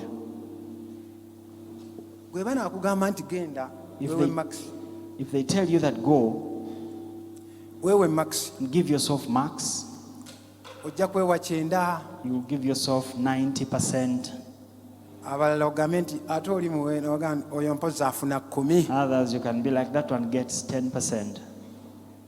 Oyo ayinza okufunayo nga 2, kale bwe batyo. That one may get like 20%. Ate ggwe How about you? nze munaye siyomba And me, I 9. don't quarrel. 90%. Gwe tosobola kwekyekinga na kumanya buvundu bukulimu. For you, you can't check yourself and know how much you're rotten. Ffe twakulira ku maama waffe You grew up with our mom. nga bamuyita mukyala Namatovu. She was called Mrs. Namatov. Namatovu yakuza abaana be She brought up her kids n'abakuza n'empisa. with good discipline. Nga n'empisa omuntu yenna eyayitako ewa Namatovu omulaba. Everyone who passed through her hands, you can easily tell. Namatovu yali mukazi mukambwe She was a very harsh lady, nga n'akaana ne bwe kaba ka mwezi And even if a child is 1 month old ne kakaaba and cries, n'akasirisa ne kakaaba and then tries to stop the child kasita from aluma crying, amanyi wakiri akuba ku bugoye at least she can slap the clothes. tekagenda wakiri akuba ku bigoye At least she beats the clothes. nga naye era akigezezzaako But when she has tried to beat at kati least. omuntu eyakula ewa namatovu So a person who grew up with namatovu namatovu, ng'akuyigiriza she could teach you. namatovu ng'akuyigiriza She could teach you. emmere waffe yali nga ntono Food was scarce at home. kyayi bwe muba mufunyeeko bwe mutyo enjala yabalumye edda You've gotten something like tea. You've been hungry for long. ne bagaba kyayi They could serve tea, n'omusitulawo bw'oti and then you carry the tea. tomuzzaawo You don't put kakati it down. ebikopo byaffe tebyalinga bino bya plastic So our cups were not like ziri zalinga gama plastic. n'agamba ateteeka ku mumwa munywe Metallic ones. Put on the mouth. Drink. munywe Drink. akwokyayo kyakamwa naye ng'omunywe That lwaki tea wamusituddewo burns nga you. Why should you put it down? kati ng'akutendeka So she trains you. yatutendeka ebintu bingi She trained us in a lot of things. bwe muba muli emmere If you're eating food, okola bw'oti you sit in that position ate totunulatunula and you don't look either side. jjukira amasowaani gonna gali awo Remember, plates are displayed all over. omanyi emmere nga temala Sometimes food is not enough. bakulu baffe ebagaba Our elders could serve the food. oyagala omukubeyo akaaso You may want to peep an eye to see. ate wannamatovu tokkirizibwa kumagamaga And unto her home, you're not supposed to look either side paka lemugimalako till you finish the food. kati namatovu So Namatovu, bw'abanga yagambye genda onaabe if she had said go and bathe, ate atandikira mugeya temunabala nokunaaba n'okutuusa kati because up to now you've not yet bathed. namatovu saana n'akuza ku bantu kaakati She deserves to raise some people. ffe mu nyumba twalinamu entebe emu In our house, we had only one chair. nga yambaawo nga yeya namatovu It was wooden for Namatovu. nga kwatuula That is where she used to sit. naye gano ge mazima And this is the truth. emyaka gye namala nga ndi wa namatovu saagyegeza namu For the years I've spent in her house, I never tried even to sit in it. nga ne bw'aba taliiwo yagenda ennaku She ssatu was not nga around. bw'otunula For 3 bw'oti days. omulaba nga When you waali look in the chair, you could see her present. ng'omulaba nga waali You could see her present, seated in the chair. neebakuggalira mu nnyumba wekka Even if they lock you alone in the Ogitulamu house, oti you n'omulaba look nga at the waali. chair and you see her present. genda onaabe Go and bathe. n'odduka n'ogenda okunaaba Then you run to go and take a akutuma bath. ku dduuka Sends you to the shop. n'agamba dduka nnyo He's like, run very fast. bwe mpanda eddusu ne likala to If I spit saliva, it should not dry. yabika emisinde So you had to run. namato waliwo olumu lwe nagwa ku kizibu This is when I landed into a problem. nagenda enkuba yali tennatonnya Before it had rained, n'antuma mu basajja baalinga balugwala mu she nkere sent me nga to tubeera kazo men. They were Lugbaras in Kere. We were living in Kazo. erina kye yantumayo There's something she sent me kati to pick. wannamatovu nga emmere tetuyina Unto her home. We oluusi never mumala had olunaku nga temulidde food. We could spend a day minus food. naye wannamatovu nga tosobola kulya mu kyalo But unto her place, there's a lot not to eat in the village. gano ge mazima twali kazo naddayo This nga is the nkuze truth. We were in Kazo. I went back when I had grown up, nendaba ennyumba y'abaneiba and I saw a neighbor's house nga tetugendayo when we never used to go there. oba waali oba taliiwo Whether she was present or not, tekuli ku kibanja lukomera naye there's nothing like a olwannamatovu linga lwe fence on the yazimba house, but as if she had built a fence. n'antuma And then she sent me. naye akugambirawo tolyayo She tells you, do not eat from ne there. mugamba sijja kulyayo I told her, I won't eat from there. n'odduka kati Then nagenda you run. okutuuka So when I reached, ng'abasajja abalugwala bali mu kayumba the kaabwe Lugbaras were in their small house. bagoyezza akawunga They had prepared posho n'ebinyeebwa and ginuts. enkuba n'etonnya It rained. ne baŋŋamba He lya told me, eat. ne ŋŋamba nedda He said, no. lya nedda He said, eat no. lya nedda Eat no. kati abalugwala So the Lugbaras, bo tebalinga baganda for them, they're not like Baganda. omuganda bw'akuyita When a Muganda calls you naga jangu and tuli they're like, come and we eat, pulizi tonaabanga mu ngalo please never wash your hands. aba They takitegeeza don't mean it. naye But omulugwala a Lugbara, abo abantu b'engulu those bw'akuyita people from the north, when they aba call you, akitegeeza they mean it. ne banneesibako So they had to cling unto naye me. nga nange enjala ennuma But I was hungry. naye nga ntya namatovu But I was fearing my mom. ne bambegerako ne baga lya And then they were like, eat. ne ndya akawunga So I ate the ne portion. kampoomera naye mba nkamalawo I enjoyed, but as I was about to finish, ne mmanya then I knew. era bwe namala enkuba ng'ekedde After, when it had stopped bano raining, bampadde emmere tebamanyi kye they ŋŋenda had given ggwako me food. They never knew what I was going to land ku on. lubalaza Katonda n'ankolera On ekyamagero. the veranda, God made a miracle for me. Enkuba yali tetuuseeyo It had not reached nga waliwo the enfuufu. veranda, the rain. There was Ne some ŋŋenda mu dust. nfuufu I went in the dust ne nnaaba engalo and then tried to clean my kubanga hands nga zijja kulabika. because it would show that I've eaten. Nnaaba ne kuno enfuufu Then I smeared some dust on my lips. ne nzirayo. Then I went back. Eyo y'enkula ya Nnamatovu. So that is the way she was Kati bringing up bw'akugamba nti children. genda onaabe. She tells you, go and take a bath. Nammwe mbimanyi abaana abalenzi kunaaba tetukulukukutiramu You nnyo. know, like boys, we don't flow so much in bathing. Oyinza okubeera eyo ne weeyiwako So you remove your clothes, just pour water on your body. olyoka oyitawo ng'omanyi taliyo. Then after you Ojja come, owukera. not knowing she's around. Yitawo wano. She's like, come here. Owukeera okumulaga nti gabadde ganyoko gannyo. Naga ŋŋambye yitawo wano. Pretending what has been so called. She's like, come here. N'alyoka atandikira ku mutwe And then she begins checking by the nga head. wamansudde mu bumansuzi. When you just splashed water. Agenda okukebeera eno mu mugongo Then byonna when she bya. checks the back, when there's nothing Naye like that. ng'oyinza okuba wanaabye. But maybe you had taken a bath. Naye Nnamatovu nga tomanyi waakebera. But unto her, you never knew where she's going to Osobola check. okumanya byonna nnaabye. You can be knowing that I've taken a bath. N'agamba yitawo She's like, n'akebera eno. come. And then she checks everywhere. N'ajja wano n'agira bw'ati. And then she comes here and tries to Wano mmanyiwo touch agirabye. down here. Ekko ne liyiika. And then there's some dirt, Miggo. canes. Kakati ne Katonda waffe. So even our God, Bwe bagamba nti weekebere wekka. if they're like, check yourself, Ojja kwekebera nga weemansidde weewekyenda. you'll check yourself and give yourself 90%. Naye weetaagayo abantu abalala abakukebera. But you need some other people to check you. Era bw'oba oyagala okumanya obunafu bwo And if bw'oyagala you okubukolako. want to know your weakness, Engeri yokka gy'omanyamu obunafu. the only way you can know your weakness, Buli lw'olaba ekintu nga kikutumbiza kikkulako wayanga omanya wano bwe whenever you bunafu see bwange. something that easily makes you annoyed, then know that is my weakness. Kasita olaba The moment you see, ng'omugenyi azze visitor comes home, keno kiranoga yi bano nga tebakyaluka then ng'omanya you're like, why aren't these ones leaving? Then you know. obusibo bwange ndi mukodo. My problem, I'm mean. Buli muntu osobola okwekebera n'omanya obunafu bwo. Everyone, Kati you can check yourself and bw'ogenda know your okusaba nga weakness. kyangu. When you go for prayer, it becomes easy. Abalala temwagala akwata ku kikyo. To others, you don't want anyone to touch your property. Twalina omukyala yalinga omu We had a lady, she used to be in there. mu Sunday school eyo Rose amumanyi. In Sunday school, Rose knows her. Mu Sunday school omwo nga mubeeramu abantu bangi. There were so many people in the Sunday school Waliwo already. lwe baabeeramu nga bali mu kumpi 40. There's when they were there around 40 people. Mukyala mukulu Grown-up lady, yakula tayagala muntu akwata ku bintu bye. she grew up not wanting anyone to touch her things. Ateeka akakeeka She puts her mat, abaana ne batandika okukagira bati obusapatu bwo buki. then children start playing around it. N'olyoka owulira olutalo awo. And then you hear battle there. Ate baleetayo abantu abamu baddembe bw'agenda okulinnya alinnya ku mukeeka Some people gwo. are so free when they come, they just step on the mat. N'owulira olutalo.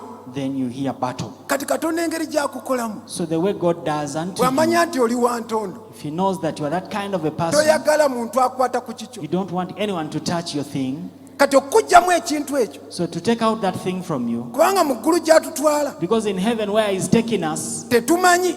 we don't know. Ayinza okukulinaanya omuntu omulala. He may put you next to another Kati person. ebyo abikkolamu ng'okyali So eno. He removes that from you when you're still here. Aleeta muntu akuvulugavuruga. Brings someone who disorganizes your things. Mukama omulungi yeebase. Praise the good Lord. Abo abantu boolaba abakole be tulabanga abalabe baffe. Those people who see like our enemies, Katonda abasembeza bajje batuteeketeeke tusobole okusikira obulamu obutaggwaawo. God brings them closer to us for them to prepare us so that we can inherit eternal life. Mukama ojja n'olugezigezi You n'akajanja come with all the wiseacking, n'olaba ng'atuukiridde and then you see like you're perfect, naye tonnatuukirira weetaagayo but abakutuukiriza. you're not yet perfect. You need some people to perfect you. Mukama yeebasibwe. Praise the good Weetaagayo Lord. abantu nga bagenda You kukutuukiriza need people bagenda that are going to kukuyambako perfect you, to help you, basobole okukuutakuutako buli kintu kyonna so they obeere can ng'osaanidde. rub off you everything. Bayibuli egamba nti okutuusa ffenna ne tulituuka mu kigere ekya Kristo ffenna nga tufaanana Kristo tunaakituukamu tutya. Bible says, till we all reach the measure of Christ, when we all look like Christ, how shall we reach there? Era waliwo ensonga And there's a reason lwaki bw'omala okulokoka why after getting saved, bakuleka mu nnyumba ya Mukama they leave you in the house of the Lord, bajje bakutandikeko so okukolamu that they omulimu. come and begin doing a work in you, Si kujja kuwulira buwulizi kigambo. not just to hear the By word. the way, kankubule na kino, Let me tell you this also. service esinga ey'omuntu The greatest service of man si ye service nga ali wano mu is not kyalo. the service when they are here in church. Service esinga The greatest service ye muntu okujja mu kkanisa someone coming to church bw'amala after n'addayo they go out ebyo by'amaze okuwulira basobole okubiteeka mu nkola. so that he can put into practice what they have learned in Kati church. anaabiteeka mu nkola tali wano. So one who will put them in practice is not here. Eri waliyo abantu abalala abakulinze Out there are other people waiting for you, balyoke balabe embalayo. for them to see your character. Gw'omu weemanyi toyomba. If you know you're not quarrelsome, Naye buli omu alina speed kwakuukirako waya. but everyone has a level at which they become angry. Mulimu omu nga ye muyombi. There's someone when they are quarrelsome. Naye bw'atunula enjuba ye ayomba.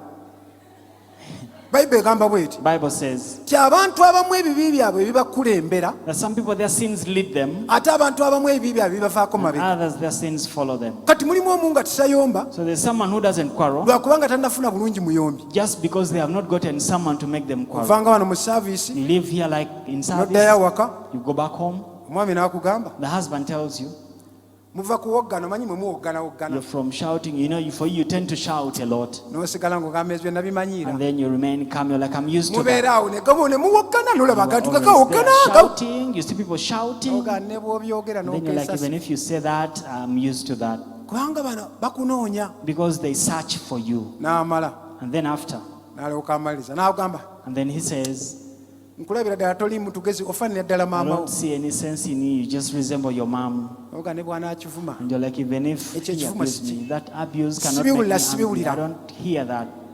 n'alyoka ajjayo. And then he brings out, Agasumba gammwe gabbi gakwata your gabude. pastors are thieves. Ekikwatagana n'omusumba Things concerning my ekyo pastor. kyesonyiwa, ekyo That one, ngambye kyesonyiwe. don't talk about it, don't talk about it. Olwo ng'omaze okuva. And then it means you've come out now. You're getting angry. Kansomeyo ndowooza wano olunyiriri. Let me read a verse.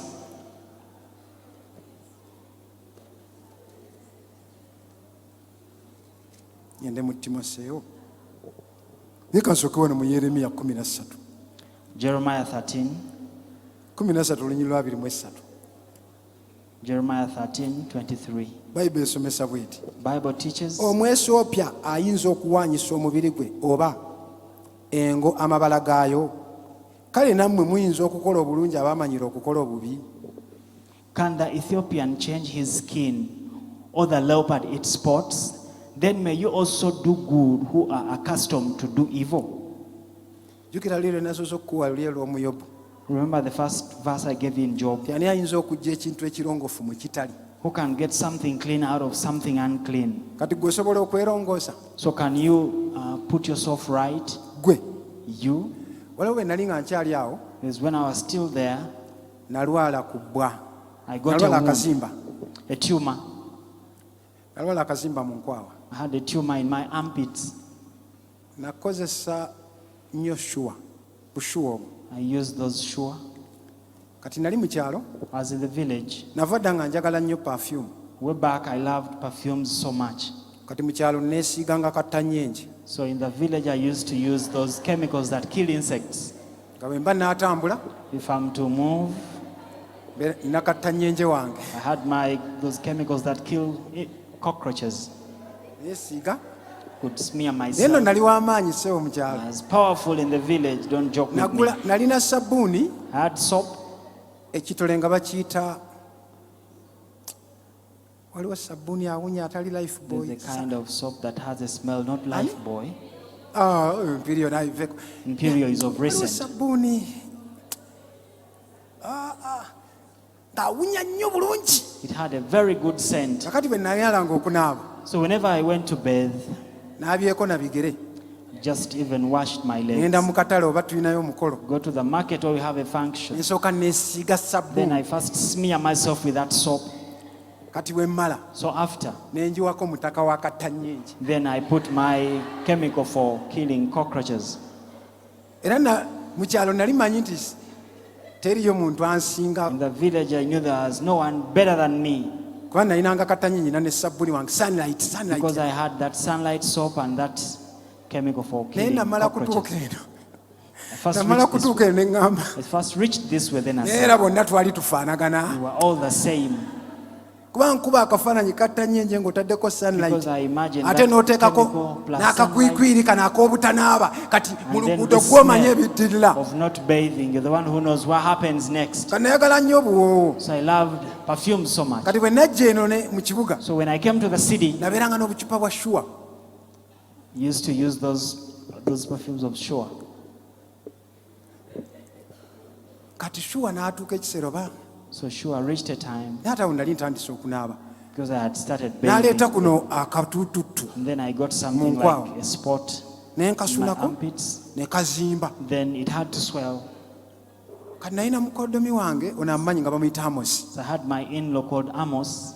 ensula nga zeebase So I spent a sleepless ne ŋŋenda night. ewa Amosi I went to Amos, ne mugamba bampe ku makere nansula told him, bubi give me some tabs. I had a bad night. natakula akantu wano I have a spot in my armpits. n'ajja n'akwatako ati And then he came and touched it. I was feeling pain. nanga ha kino kisaana kusooka kumala kwengera He's like, this one needs to first get ready.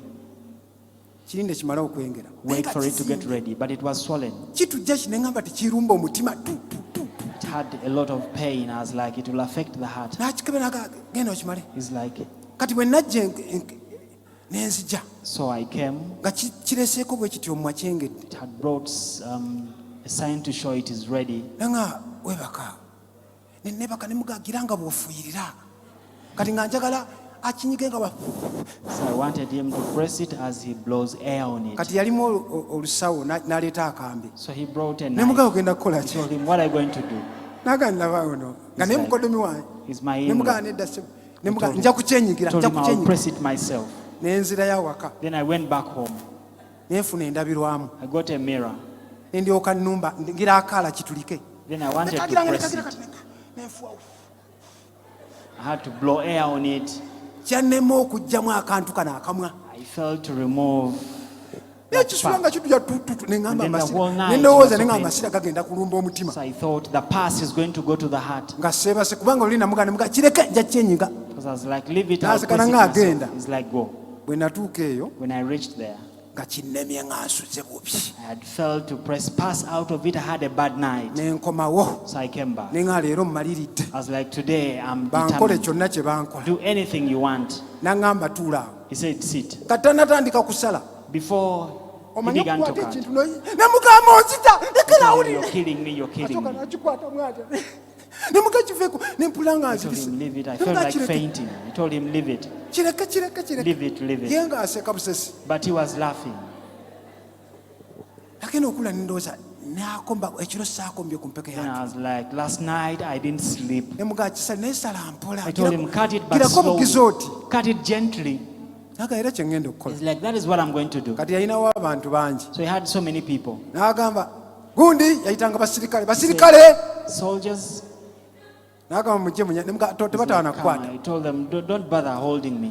bwe yasembezanga ati akamirimu When naye he ogenda broke kusala the otya knife, I was like, how are you nze going to njagala cut? okulaga engeri gy'asala I wanted to show him how to cut it tusalayagira abasajja ne bangwira bepu till he commanded men to come and grab me. n'alyoka akigira bw'ati And then ne kivaamu amasira he amangi cut it and it n'addira produced a lot gozi of pus. ne mpulira nga Goes. mpedde Felt like finished. nga nfudde I was dead.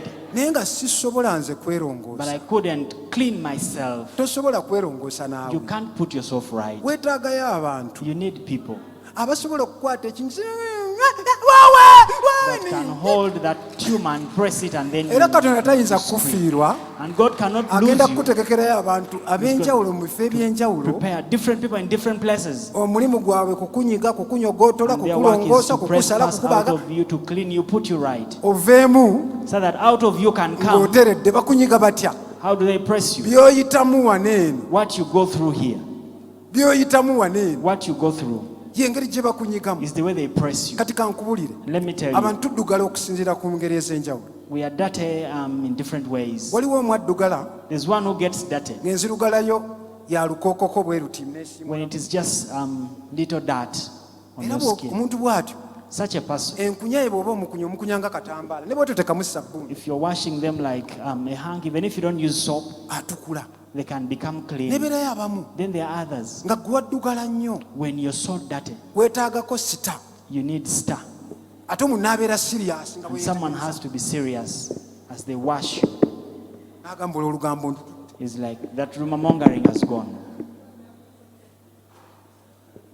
obulimba mbututte kweganga waddugala When you became so dirty. naye ate mulimu abamu And there are others. nga sita takusobola When star cannot manage you, weetaagayo nomi oba you omo need nomi or nomo, omo, amabala okusobola okuvaamu for the spots to come out.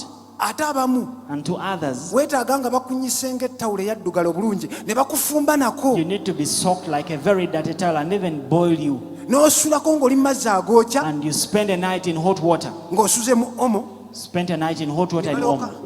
And then after they start kale ate washing. abamu So others, olinga nga ttundubaali you are like a taplin. tebalina we bakunya There is nowhere they can touch to weetaaga wash wantu you. nga wano nga weetaaga kigere You ng'abasoka need to be displayed somewhere, and then they use ate their nga feet to bakutaddeko ne clean you. jiiki After putting jik naye on byonna you. byonna ebikozesebwa ebyo katonda But abiyina all bisobole those okuteekateeka instruments, omugole God has them ataliiko prepared. bbala The bride era ataliiko olufunyiro without spot or wrinkle.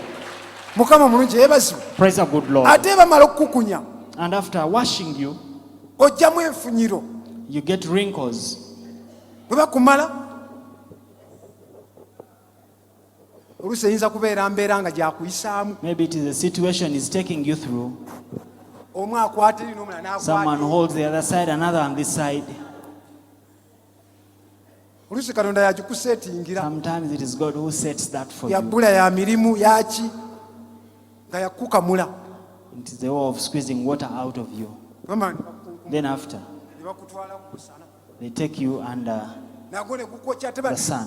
tebakwanikanga kati bakwanikamu They don't- kukasana pereketya Display like right now under abamu tomala gakala nga oyitaga n'okukyusa serious sunshine. Others, they have to turn you the abamu other side. tuteekwa n'okunoonyeza ne tugamba omusana guweddewo awo Others, we can be twale like, ne there's no tukuweteekako sunshine here. We take you to another place. n'ogenda ng'onoonya omusana we So you go on looking for where there's sunshine. kati ogenda okuvaayo So by the time you come out, ng'okaze when you've dried, naye ng'olimu amafunyiro but when you have wrinkles, ate bayibuli egambye akomawo okukima and ekkanisa Bible has said taliiko he's bbala coming to fetch a church without spot or wrinkle. ayagala kibya He wants bantu mwena mwe mwagala nnyo ebintu nga finishing yakyo we nga want nnungi obuntu obuli things neat which have very good finishing, neat things. lugoye tebaluleka awo So they don't leave the cloth there. olukumira paasi Then you light oggyemu amafunyiro iron box for it to tear out the wrinkles. bw'oba kuyaffe eri eyannamatovu eno ey'omuti If you have this traditional iron box, omwana gikombaka you first naye feed it, amanda gano manda ki and you're like, which type of charcoal is nga this? lw'olugoye bwe lubuusa As the Ogenda cloth is kukola asking, ki? what are you going to do? ogenda kukola What are you going to do? ndigwe gumagwe That take heart, ate onoonya wantu watereevu and you look for a flat surface. tosobola kugololera wantu nga waliwo ebigundi You can't iron from a surface which is not flat. weetaaga kula abamu weetaaga kunaanulako Others, you need to be stretched, noloka bakuyisaako and then they iron you. bwekyu paasi oluba ogiyisaako manyi kyekola Do you know what the flat iron olugoye does? nga lukaaba onjokyeza nga luleetawo The cloth. akaliro Says, Onjokyeza, you've burnt me. oli naakwata enna Someone begins ironing. bakujja mu mafunyiro osobole okusikira obulamu They are taking obutaggwaawo wrinkles out of you for you to inherit. kati ogenda eternal life. okuvaawo So by the time you leave that ng'oli place, kibya kya when muwendo you're a precious vessel, oli kikozesebwa you are an instrument to be ne used. bakuwa ttiimu nti gwokulaba asha Choose to be an usher. tosobola bagoba You can't chase them. oba after their osobola leader. okwakomodetinga abantu ab'ekikula Then you can ekyenjawulo accommodate people of different characters. ogumiikiriza abantu ab'ekikula You can ekyenjawulo bear people of different characters. mukama omulungi yeebazibwe Praise the good osobola Lord. okubalera You can nurture lwaki them. Why? kubanga tebasobola kukosa bakukosaakosa dda Because they can't hurt you for you are hurt already. nagambaka sita rose ne mugamba I told Sister Rose, tiwoba wayitako mu kyokero yayokya ku manda nga tuli you've eyo ever gone through a kiln, I've ever burnt charcoal. amanda Charcoal? agamanda gemufumbisa eka That charcoal you use at home. totiisatiisa manda Never threaten. nja kukuleetera omuliro nja I'll bring kukuleetera fire omuliro for I'll bring fire for you. eryanda ligamba The charcoal says, nasula mu ttanuulu okumala ennaku nnya I spent 4 days in a kiln. leeta Bring. eryanda teritya muliro lyagumalamuko dde The ebbanga charcoal does not fear fire for it. era doesn't lyo need for litunula a long bweti nga time. ligamba leeta olyanda leeta Looks at omuliro you, bring the fire, bring the fire. mukama omulungi yeebasiba Praise the good Lord. oli kibya kya muwendo You are a precious naye vessel. okyali mu mikono You are gy'omubumbi still in the hands of the era ajja potter. kukugyamu And he will get out of you ng'oli kintu kya muwendo when you are a precious oba vessel. atya oba atya Whether how or how, gwe gumba oli muki oli Just take oli mu heart. ngalo za mubumbi. You are in the hands of the potter. Mukama omulungi yeebazibwe. Praise the good Mu Lord. kitabo kya luyimba mwe muli nti ndi muddugavu In Song of Songs, there's a part, I'm dark-skinned, naye ndi mulungi. but I'm beautiful. Wadde ndi muddugavu Though I'm dark-skinned, naye nkyali mu kyokero naatera okuvaayo but nja I'm still kwakayakala. in the kiln. I'm about to come out. Wakyaliwo essubi ndi muddugavu naye ndi mu There's still kkanisa hope, ndi mu there's nnyumba still- ya taata. In the house of the Lord, I'm in the Father's house. Mukama omulungi yeebazibwe. Praise the good Lord. Njagala ogolokoke ku magulu go. I want you to rise up on your Ku feet. mulundi guno gwokka This time round only. ogambe bw'oti. And you say like this, Mukama nkolaawo kyonna ky'oyagala God, do whatever you want to me, naye njagala kuba kibya kya muwendo. but I want to be a precious vessel. Njagala kuba kibya kya muwendo. I want to be a precious vessel. Njagala kubeera kikozesebwa kyo. I want to be your instrument to be used. Njagala kukoma ku bulamu bw'abantu. I want to touch people's lives. Abantu nga bwe balaba embala yange When people see my character, esika abantu ebaleeta okujja eri Kristo, it draws people to come to Christ, ebaleetera okusikira obulamu obutaggwaawo. causes them to inherit eternal life. Baagala okufuna ku oyo Kristo gwe They nnina. want to get a sample of the Christ I have. Wanika emikono gyo waggulu mu Hands bbanga. in air. Mugambe nti Yesu, Tell him, Jesus, ndi mu mikono gyo. I'm in your hands. Nkolaamu omulimu. Do a work in me. Nange naagukola mu balala. I'll do it in others also. Tompitangako omulokozi Mukama wange.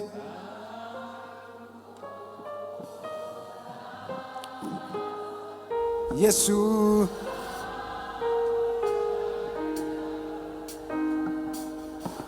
nange Yesu, mazima tompitangako.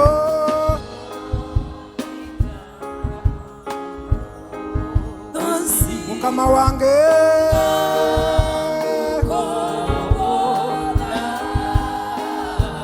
Yesu,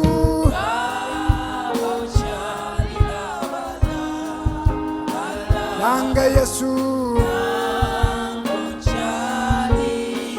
mazima tompitangako.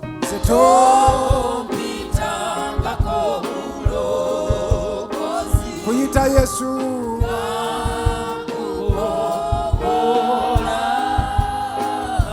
mukwano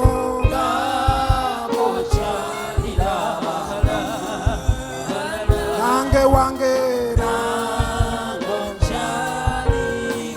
mazima tompitangako.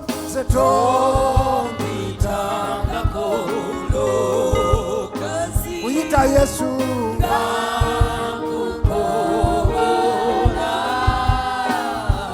abange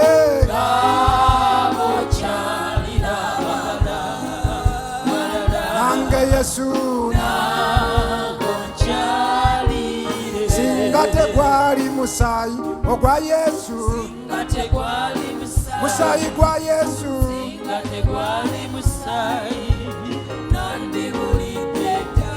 abange singa tegwali musaayi ogwa Yesu, musaayi gwa Yesu,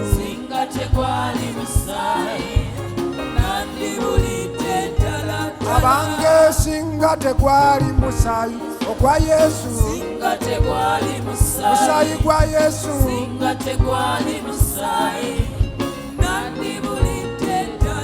abange singa tekyali kigambo ekya Yesu, kigambo kya Yesu,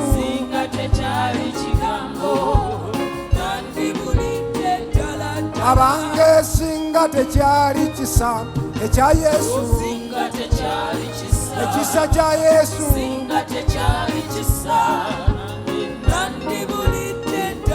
abange singa tekyali kigambo ekya Yesu, kigambo kya Yesu,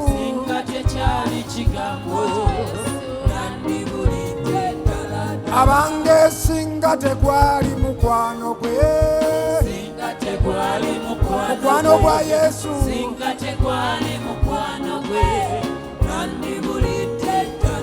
abange singa tegwali musaayi ogwa Yesu, omusaayi gwa Yesu,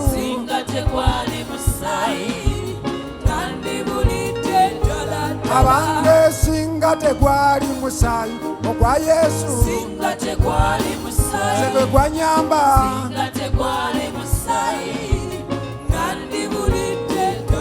ddala. abange singa tegwali mukwano gwe, Singa tekwali mukwano mukwano gwa gwe. Yesu. Singa tekwali mukwano gwe. Nandibulidde ddala Kati ddala. nno Mukama weebazibwe. Haleluya, Yesu weebazibwe. haleluya. Yesu weebazibwe. Kubanga nandibulidde ddala ddala. Abange Yesu yeebazibwe. Haleluya, Yesu weebazibwe. haleluya. Yesu weebazibwe. Kubanga nandibulidde ddala ddala. Abanga tuyamba yeebazibwe. Haleluya, Atuyamba yeebazibwe. yatuyamba. Atuyamba yeebazibwe. Kubanga nandibulidde ddala ddala. Abange singa tegwali musaayi ogwa Yesu, Singa tekwali omusaayi musaayi. gwa Yesu, Singa tekwali musaayi. naye nze nange. Nandibulidde ddala ddala. Abange singa tekyali kigambo ekya Yesu, Singa tekyali ekigambo kya Yesu, Singa tekyali kigambo. Nandibulidde ddala ddala. abange singa tekwali buyambi obwa Yesu, Singa tebwali buyambi bwa Yesu, Singa tebwali buyambi. Nandibulidde ddala ddala. abange singa tekyali kisa ekya Yesu, Singa tekyali ekisa kisa. kya Yesu, Singa tekyali kisa. Nandibulidde ddala ddala. abange singa tekwali musaayi ogwa Yesu, Singa tekwali musaayi. Nandibulidde ddala ddala. mugambe Mukama weebazibwe. Haleluya, Mukama weebale. haleluya. Mukama weebazibwe. Kubanga nandibulidde ddala Ona ddala. era Yesu weebazibwe. Haleluya, Yesu weebazibwe. haleluya. Yesu weebazibwe. Kubanga nandibulidde Tandika okusaba, ddala tandika ddala. okusaba. Mukama tuze mu maaso go, ayi kabaka, kabaka taata, ng'abaana be wagula n'omusaayi gwayi kabaka, kabaka watusasula na muwenda, ayi mukwano gwange taata, osobola okwegulira eggwanga, ayi kabaka, kabaka taata, eyita kuswaza n'otuyita abaana ab'envuma, ayi kabaka, kabaka n'otugula n'omusaayi gwo gw'omuwendo, watugula n'omuwendo ogutayiza kwenkanika omuntu yenna gw'atasobola newankubadde okusasula, watugula olw'okubanga watumanya n'otusaasira, ayi Mukama, gwali mukwano gwayi kabaka, kabaka taata, gwe gwakuleeta n'ojja n'onoonya nange Semakula, nange yali tasaanidde, nange yali asaanidde okugenda mu Geena, naye Mukama n'osasula buli kyonna ekyali kyetaagisa olw'omukwano ogwo. Mukama ani alina omukwano ogufaanana bwe gutyo? Ogwo omukwano ndigugeraageranya naani? Ekyo ekisaani ayinza okukikola, ayi Mukama, wakola mukadde wange kyatasobola,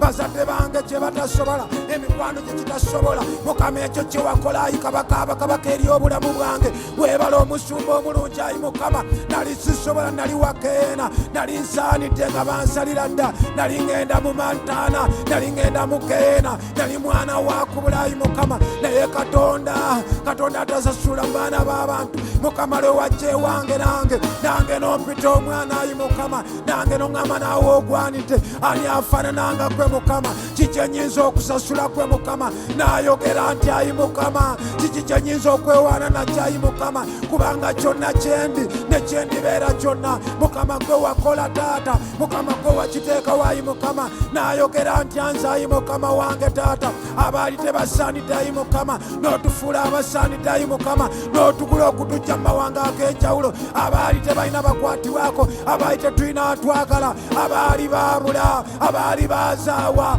ensibe yali esudde, naye omukwano ogwo Mukama, naye omukwano ogwo Mukama, naye omukwano ogwo Mukama, omukwano gwe gwabebettula emitima gyaffe, omukwano gwe gwayasayasa obulamu bwange, omukwano ogwo Mukama taata gwe wandaga ze yali teyakalibwa, ayi Mukama, ebbugumu ery'okubeerawo okwo bwe lyagwa mu bulamu bwange Mukama, nange n'onkyusa wankuza nange kati ndi mwana nange sitakwogera ti nange ndi mwana wa Katonda. Ani yandikikoze ekyo? Abazadde baali baata, emikwano gyali gyata, eŋŋanda zaali zaata. Nali wakubula Mukama naye nonnondayo Mukama, naye nonzijayo Mukama, naye Yesu ng'oyina ekisa. Na wano wentuuse nze mmanyi Mukama toyinza kundeka wano ogenda kunkolamu omulimu. Mukama wange Taata, gwe Katonda zenga nyamba, Katonda zenga ntambuza, Katonda ntuusize wano. Mukama nsaba n'olwaleero omukazi n'omusajja ali wano. Mukama leka olwaleero omukolemu omulimu. Bano baana bo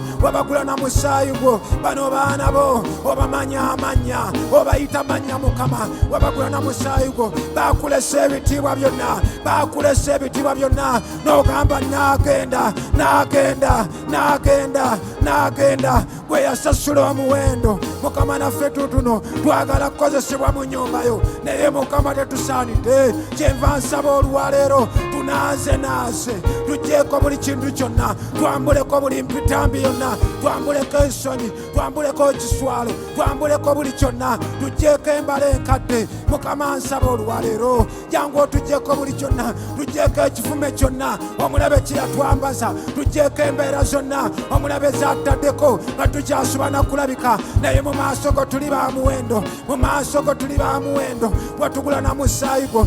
Nsaba olwaleero mukwano gwange Taata ng'otambula totuyitako Mukama, toyitako mukazi oyo, toyitako musajja oyo, kubanga akuyaayaanira, kubanga akwetaaga. Bw'otomuyamba tewali ayinza muyamba, bw'otomukwatako tewali ayinza mukwatako, bw'otomusinkana tewali. Katonda asaanuusa emitima, saanuusa emitima gyaffe, giggyemu buli kitakkirizibwa kyonna, giggyemu empitambi yonna, giggyemu obusungu, giggyemu akajanja, giggyemu obulimba, giggyemu buli kyonna. Tuleke tukuberera ekintu eky'omuwendo ekigwanidde mu nnyumba yo. Tubeere abaana abatakwasa nsonyi okubaatulantira abaana ab'omusaayi gwange, ebibala by'omusaayi gwange. Mukama ŋŋamba nti nzuuno Mukama kola omulimu, nzuuno Mukama nkwataako, nzuuno Mukama nziza obujja, nzuuno Mukama nsinkana.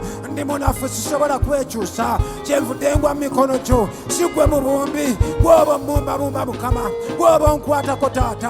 Mukama waliwo eyeetaaga, abadde alemererwa, abadde tasobola, tayinza mu maanyi ge, naye Katonda wange atasosola. Katonda yasinkana Peetero bali yali ng'ayagala nakwetuga. Mukama n'omuwa chansi ey'omulundi ogwokubiri, ate n'omuzaawo awo wennyini we yali. Tewali kibi Mukama ky'otosobola kusonyiwa.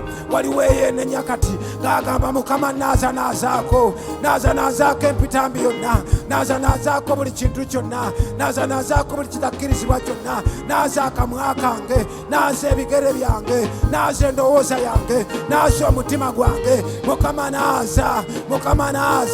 naaza okuyita mu kigambo kyo, tukolemu omulimu Mukama, tukwetaaga Mukama wange.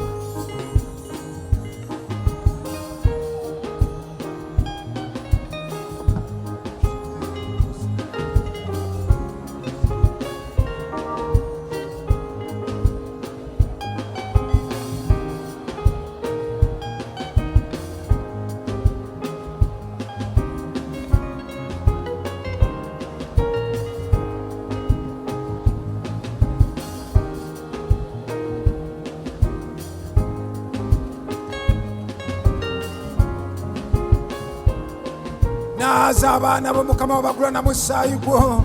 Mukama jangu otukime ekimeko, tuvubeevube yeeyo yogedde mu kigambo kyo n'ogamba olituuka ku nnaku ezo olisindika abavubi bangi era balituvuba. Tuvube Mukama otuggyeko. Twagala kuweereza nga tulina omutima ogutuukiridde, twagala kuweereza nga tetuliiko kyakunenyezebwa, twagala kuweereza tubeere ekikozesebwa eky'omuwendo mu nnyumba yo Mukama. Taata tunaaze.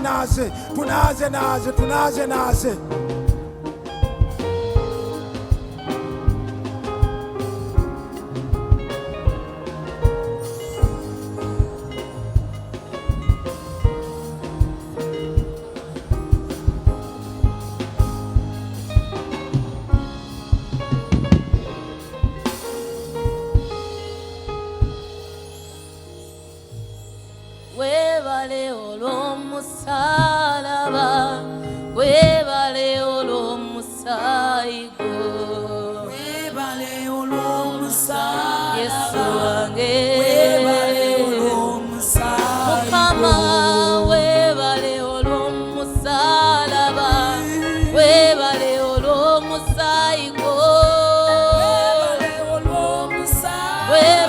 mukama munange Yesu webale olw'omusalaba webale olw'omusayi gwe wayiwa webale olw'omusalaba mukama Yesu omusayi gwe wayiwa ku musalaba gwe kutunaza munange webale mukama tata twali bubi twali twaganibwa omusayi gwe gwatunaza webale mukama Yesu nali bubi munda mumutima gwange musayi gwe gwe gwantasa webale olw'omusalaba Yesu webale olw'okugumira ensonyi zo ze zimpa ekitiibwa webale olw'omusalaba nalikuzaga yenna gwali gwansinga omusayi gwanunula munnange webale olw'omusalaba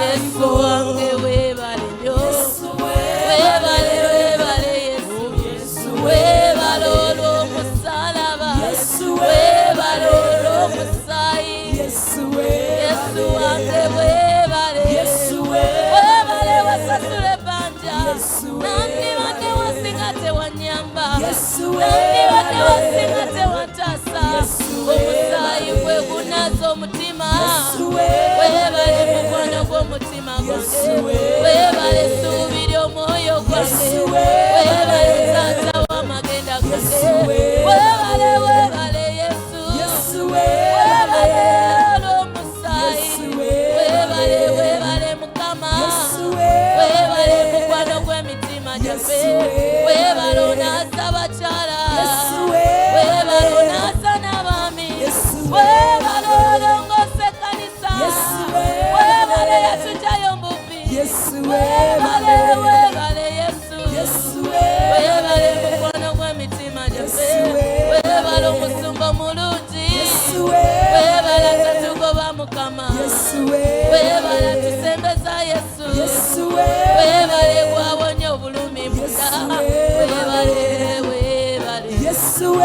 webale mukwano gw'emitima omukwano gwo ogutuyambye obulungi bwobutuwaniridde okubeerawo kwokutukyusa webale mukama munnange twandibadde wasinga tewayamba twandibadde kisinga tewalokola twandibadde wasinga tewafa gwe webale mukama munnange webale nnyo webale nnyo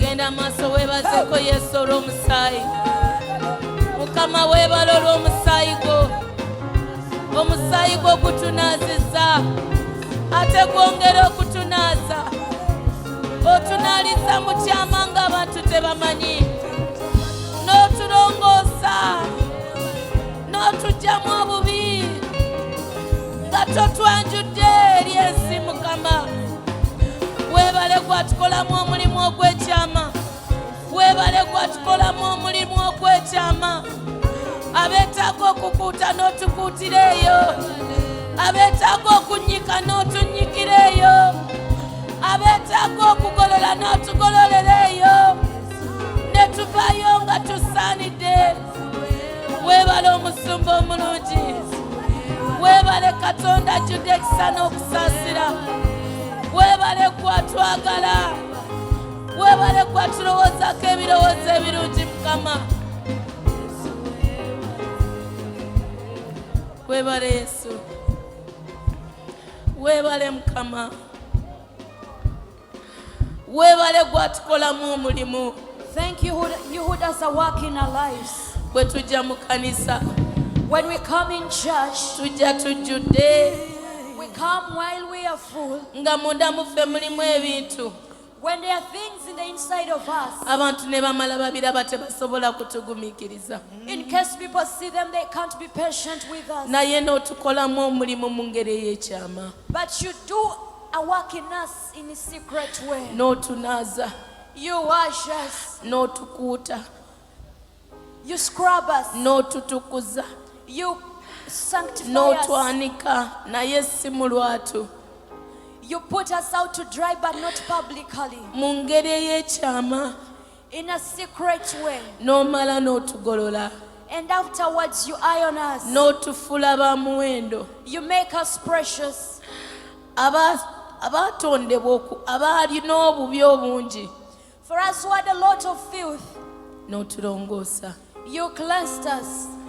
gwe wekka gwakola omulimu ogwo It's only you who does that work. weebala olw'olukuŋŋaana luno mukama Thank you for this conference, kubanga Lord, otukakasizza nti tuli bibya mu mikono gyo because you've assured us that we are vessels in your era hands. nti otukolamu omulimu okutwongerako omuwendo And you're doing a work in us that is adding value upon our lives. ababadde emiti For us who have been wood, bwe tusembera gy'oli gwe omuliro when we draw closer to you who is the fire, ne tukwata omuliro ne gutwokya we get hold of that fire to kale burn ne us. tubanga abaweddewo ne tufuuka evvu We seem as if we are consumed and become ash. otusuubiza nti ogenda tufuula engule ey'ekitiibwa You promise us that you're going to make us a crown of glory.